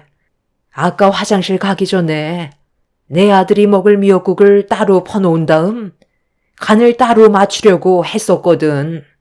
그런데 내가 그걸 미처 얘기하지 못하고 갔는데 네가 조미료통을 다시 넣어놔서 나도 깜빡하고 그냥 넘어갔던 건데 미역국을 먹는 순간 뭔가 이상하다 싶었던 찰나 조미료통이 생각났고 그때 아차 싶더라고. 다음부터는 무언가를 하게 될 때 긴가민가 하면 나한테 물어보도록 해라. 그래야 이런 일이 안 생기지. 그래. 물어보는 거 어려운 것도 아닌데 당신이 임의대로 행동했다가 문제가 커진 거잖아. 다음부터는 생각 좀 하고 움직여. 나는 엄마마저 잃고 싶지 않다고. 제가 시모에게 물어보지 않고 조미료를 넣었던 건 잘못을 했지만 저도 전혀 몰랐던 사실인데 남편이 다짜고짜 화부터 내는 모습을 보게 됐을 때 너무 놀라서 아무 말도 하지 못했었어요. 따지고 보면 시모가 알레르기에 예민하시면 조미료통을 내려놓을 때 저에게 한마디 하실 수도 있는 거였는데 그냥 화장실로 가시는 바람에 일이 터지게 된 거라 전적으로 저에게만 잘못이 있는 것도 아니었지만 남편은 시모가 쓰러지게 된 이후 제 입장은 조금도 이해해 주려 하지 않았습니다. 그때부터 남편과의 관계는 이미 깨진 거나 다름없었지만 결혼한 지 얼마 되지 않았기 때문에 서로에 대해 아직 많은 걸 모르는 만큼 제가 조금 더 이해하려 노력했어요.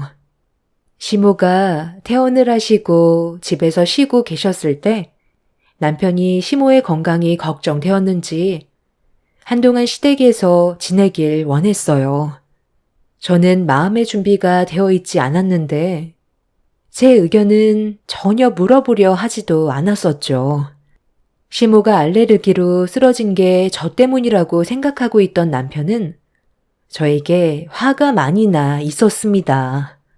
아무 말 없이 시댁으로 가기 위해 짐을 챙기면서 저보고도 간단하게 짐을 챙기라는 말에 결국 한마디 하게 되었습니다. 당신이 나한테 어머님이 조개 알레르기가 있다고 한마디만 했어도 이런 일은 생기지 않았을 건데 왜 나한테만 탓을 돌리는 거야? 당신이 배고프다고 계속 보치면서 언제 먹을 수 있냐고 사람을 불안하게 만들었잖아. 나도 어머님이 내려놓으신 조미료통을 들고 미역국 앞에서 얼마나 고민을 많이 했는지 알아? 고민할 정도였으면 그냥 넣지 말고 기다리지 그랬어. 당신이 임의대로 저지른 행동 때문에 일이 이렇게까지 된 건데 지금 잘못이 없다는 말이 나와? 왜 아까는 한마디도 못하더니 이제 와서 나한테 큰 소리야? 어찌됐든 결과적으로 당신이 문제를 만들었으니까 어느 정도 책임은 져야 할 거 아니야? 오래 있을 생각 없으니까 일단 짐부터 챙겨. 우리 엄마 알레르기 한번 앓게 되시면 며칠간 몸이 안 좋으셔서 고생하신다고. 내가 아까 얘기했지? 다른 사람들보다 알레르기 반응이 심하게 온다고. 당신이 우리 엄마 옆에서 신경 좀 써줘. 이참에 점수도 좀 따고 얼마나 좋아. 생각이 많아질수록 불만도 많은 법이야. 당신은 왜 내 입장에 대해서는 조금도 생각해주지 않으려는 거야? 나도 억울하다고 했잖아. 어떻게 어머님이랑 한 지붕 아래에서 같이 살아? 내가 얼마나 불편해할지 생각은 안 해봤어? 당신 눈에 나는 안 보이는 거야? 우리 연애하는 게 아니야. 결혼했고 서로에 대한 의견 조율이 필요한 사이라고. 그러니까 뭐 어쩌라는 건데? 가기 싫다는 거야? 상황을 만든 건 당신이잖아. 그럼 일단 관계 회복을 해야 되는 건 맞는 거고 우리 엄마 건강 상태도 봐줘야 하는데 며칠간 옆에서 신경 써주면 서로 웃으면서 지낼 수 있잖아. 당신은 머리가 없어? 생각 좀 하고 말을 해. 이게 나를 위해서 하자는 거야? 남편은 제 입장은 조금도 이해해 주려 하지 않고 밑에서 기다리겠다며 먼저 밖으로 나가 버렸어요. 기분이 정말 좋지 않았지만 저도 시모에게 여쭤보지 않고 임의대로 행동했기 때문에 저에게도 아예 잘못이 없던 건 아니었던 터라 어쩔 수 없이 남편의 차로 올라탈 수밖에 없었습니다. 그렇게 시작된 시댁 생활은 며칠 만에 끝이 날 줄 알았는데 그건 제 착각이었고 꽤 오랜 기간 시댁에서 지내야만 했어요. 퇴근하고 들어오면 집안일은 거의 모두 제 몫이었고 시모는 날이 가면 갈수록 저를 더 함부로 대했어요. 저도 사람인지라 결국 불만이 터져 나왔고 남편과 시모는 그런 저를 묵묵히 바라보고만 있었습니다. 어머님, 이제 건강도 회복하신 것 같으신데 저희도 이제 집으로 돌아가는 게 좋겠어요.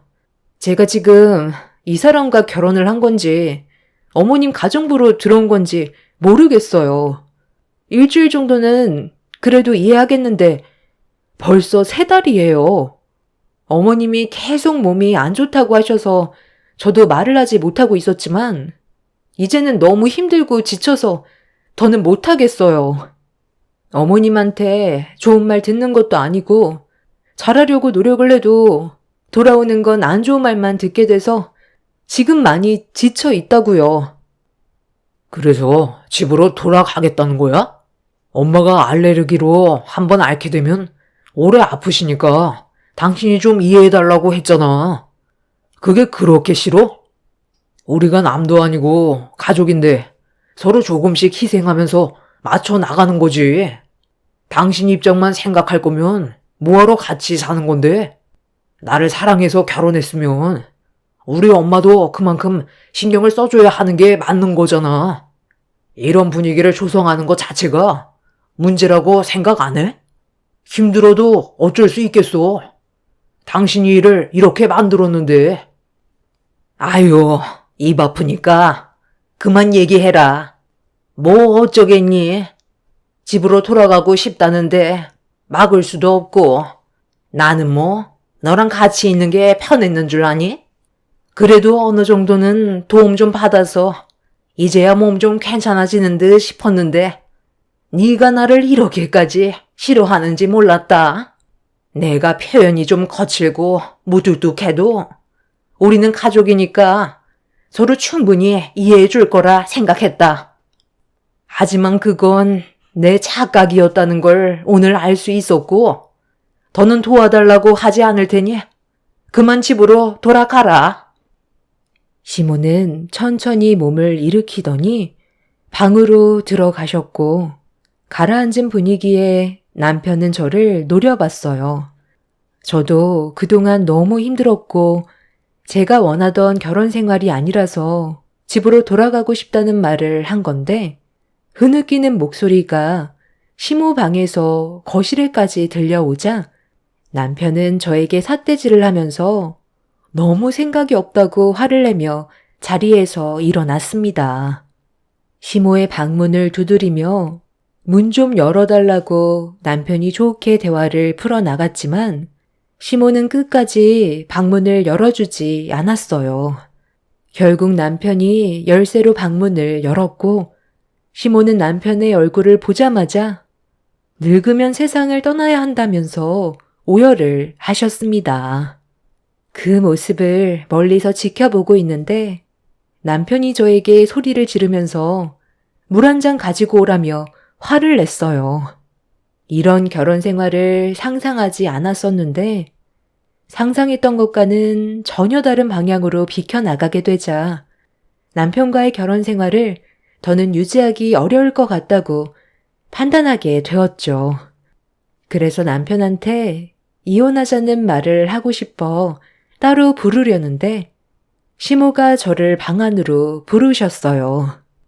들어가고 싶지 않았지만 더 안 좋은 분위기 만들고 싶지 않아서 묵묵히 시모 방으로 들어가게 되었고, 시모는 갑자기 제 손을 잡으시더니 서운하게 했던 거 있으면 전부 다 미안했다고 남편이 보는 앞에서 더 크게 눈물을 흘리셨습니다.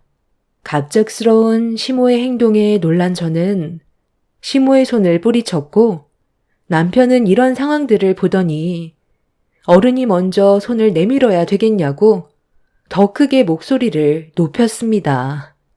시모는 자기가 많이 부족해서 집안에 불화가 온 것 같다고 차라리 세상 떠나는 게 저희 부부가 행복하게 살아갈 수 있는 방법이라며 갑자기 주방으로 걸어가셨어요.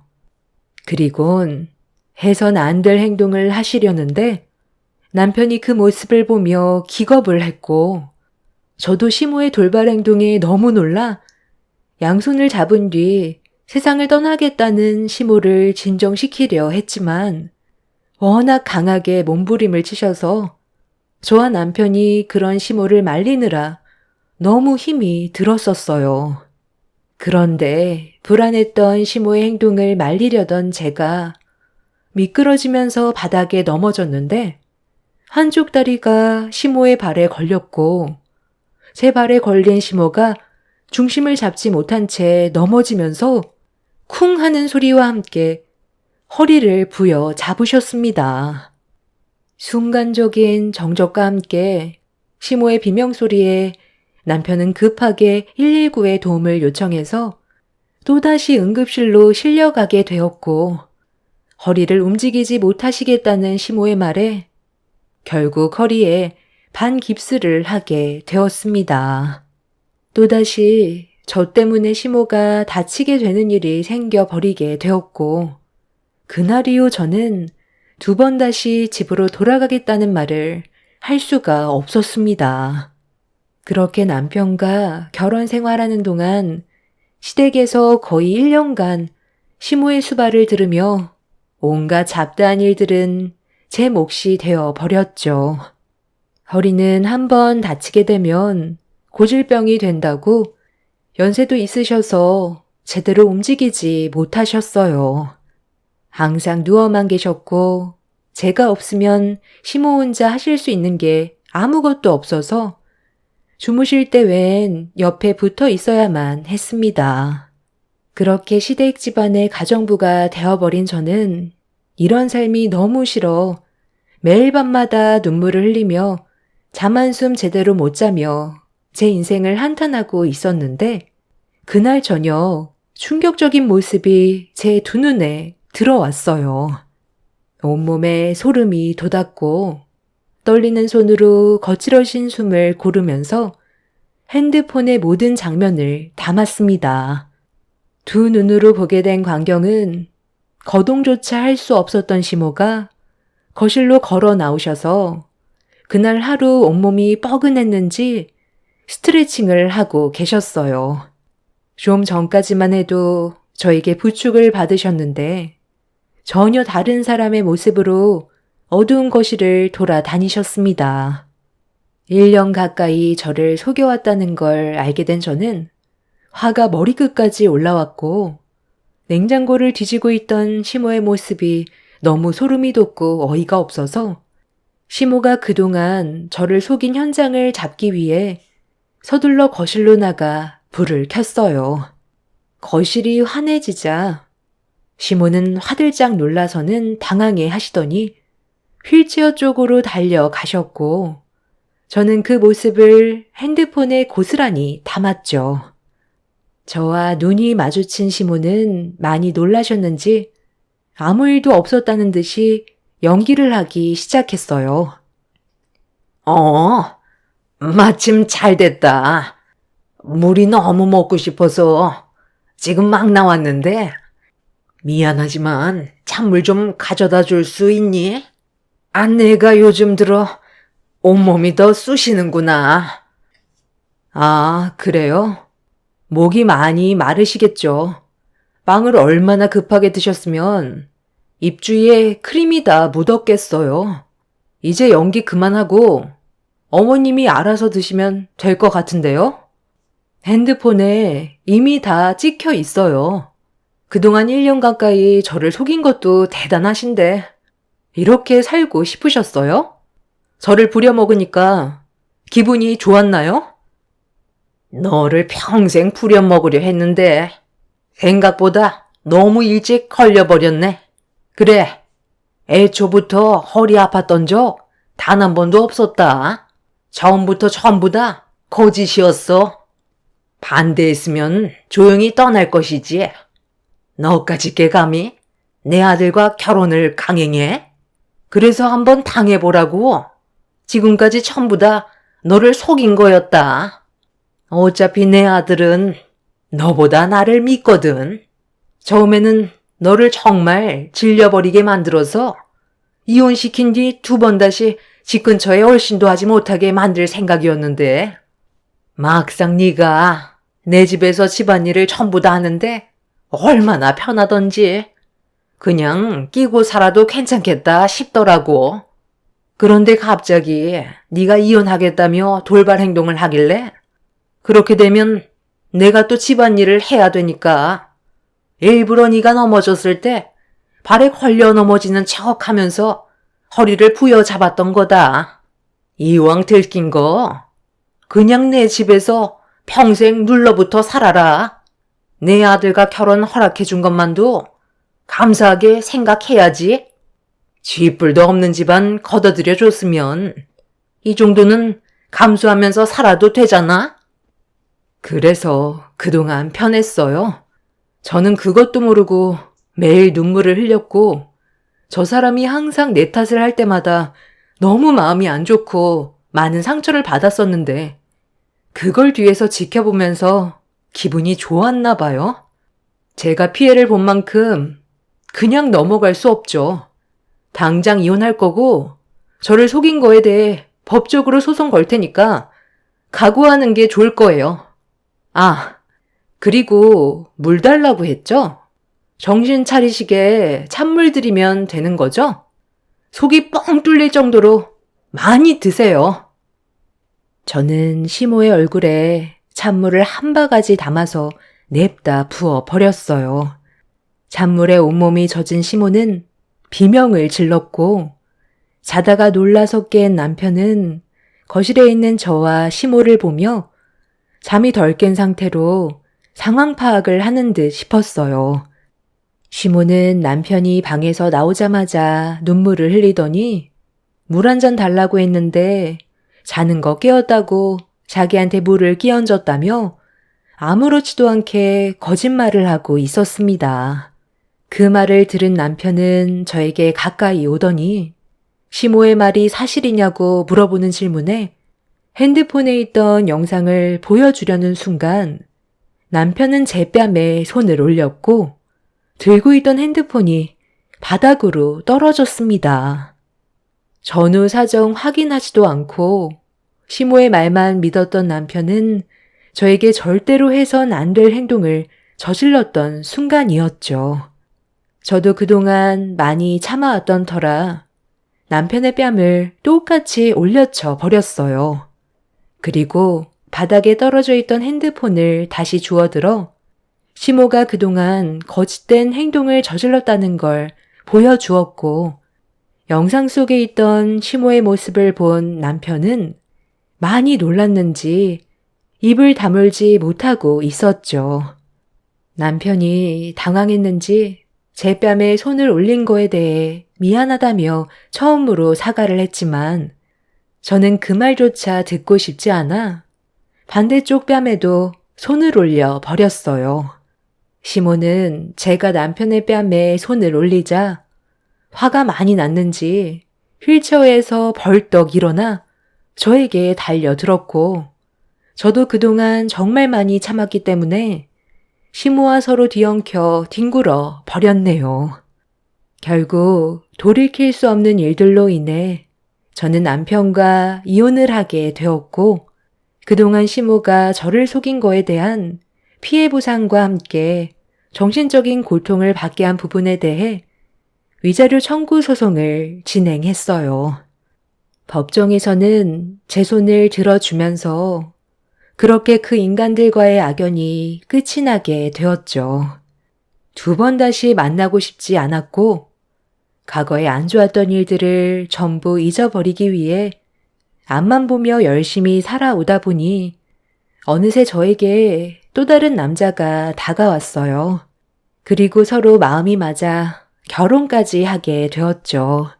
그렇게 시작된 새로운 시작은 좋지 않았던 과거와는 너무 달랐고 매일을 행복하게 살아왔었습니다. 그리고 제 뱃속에는 곧 세상에 태어날 아이가 자라고 있었어요. 그렇게 하루하루가 꿈만 같았던 저는 갑자기 짜장면이 먹고 싶어서 집으로 들어가기 전에 잠깐 들려 짜장면을 먹고 있었는데 누군가 저에게 말을 붙여왔어요. 아무 생각 없이 고개를 들었는데 제 눈에 2번 다시 보고 싶지 않았던 전 남편과 전 시모가 저를 내려다보고 있었습니다. 순간적으로 너무 놀라 사례가 들렸어요. 여기에서 다 만나게 되다니. 참 세상 좁단 말이야. 아이고, 임신했네. 그새 다른 남자 꼬셔서 살림 차린 거야? 너 눈물이 저렴해서 네 애는 좋겠다. 혼자서 짜장면 먹으러 온 거 보면 어떤 집안과 결혼했는지 딱 알겠네. 우리 아들이 너랑 이혼하길 천만 다행이지. 하마터면 내 아들 인생 말아먹을 뻔 했잖니. 밥 먹으러 왔으면 조용히 먹고 가세요. 괜히 여기서 소란 피우고 싶지 않네요. 그리고 이제 아무 상관없는 관계인데 아는 척 안 해도 되는 거 아니에요? 3년이나 지났으면 모른 척 해도 되는 거잖아요. 사람 성격 안 변한다더니 그 말이 딱 맞네요. 뱃속에 있는 내 아이가 스트레스 받으면 안 되는데 밥맛 떨어지게 못 볼 걸 봐버렸네. 2번 다시 보고 싶지 않았던 그 인간들의 얼굴을 보고 싶지 않아 식당에서 나오려 하는데 전시모가 갑자기 뒤에서 제 머리채를 잡더니 다짜고짜 저 때문에 인생을 말아 먹었다면서 모든 게 다 저 때문이라며 만삭인 제 머리를 놓아주지 않았어요. 너무 순식간에 일어난 일이라 당황한 저는 비명을 질렀고 조공원들이 겨우 뜯어 말려 전시모와 떨어질 수 있었지만 제 머리카락이 이미 한 움큼 빠진 상태였죠. 저 또한 화가 머리끝까지 올라와 버렸지만 아랫배에 갑작스런 통증이 찾아와 그대로 의자에 주저앉았고 전시모는 흥분을 가라앉히지 못한 채 저에게 달려들려고 더욱더 난리를 쳤습니다. 식당에 왔으면 조용히 밥이나 먹고 가면 되지. 지금 누굴 건드린지 알아? 뒤돌아보면 아주 기겁을 하실 텐데. 오늘 아주 끝장을 봐야겠네. 여보, 괜찮아? 아니, 저 인간들 누군데? 남의 식당에서 행패를 부리는 거야? 경찰서에 신고했으니까 당신은 몸부터 신경 써. 여긴 내가 알아서 할게. 뭐야?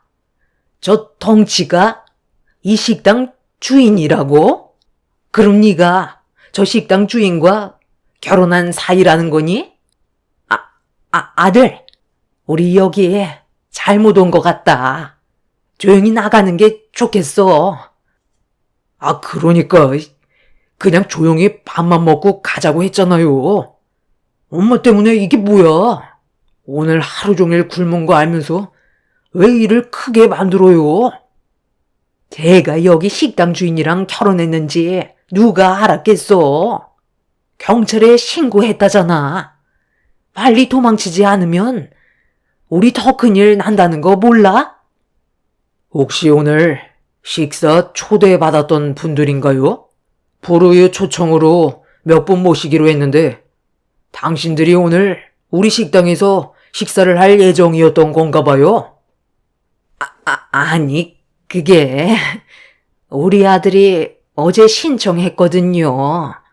경제적으로 힘든 사람들 도와준다고 해서 저희도 오래간만에 코스 요리 좀 먹고 싶었는데 당첨되길래 들뜬 마음에 식당에 들어왔는데 저 원수 같은 젖며느리가 짜장면을 먹고 있길래 나도 모르게 너무 화가 올라와서 이성을 놓아버렸네요. 저희가 죄송하게 됐습니다. 방금까지만 해도 나한테 노는 물이 저렴하다면서 낮잡아 보더니 당신들이 상황이 더 안 좋은가 봐요.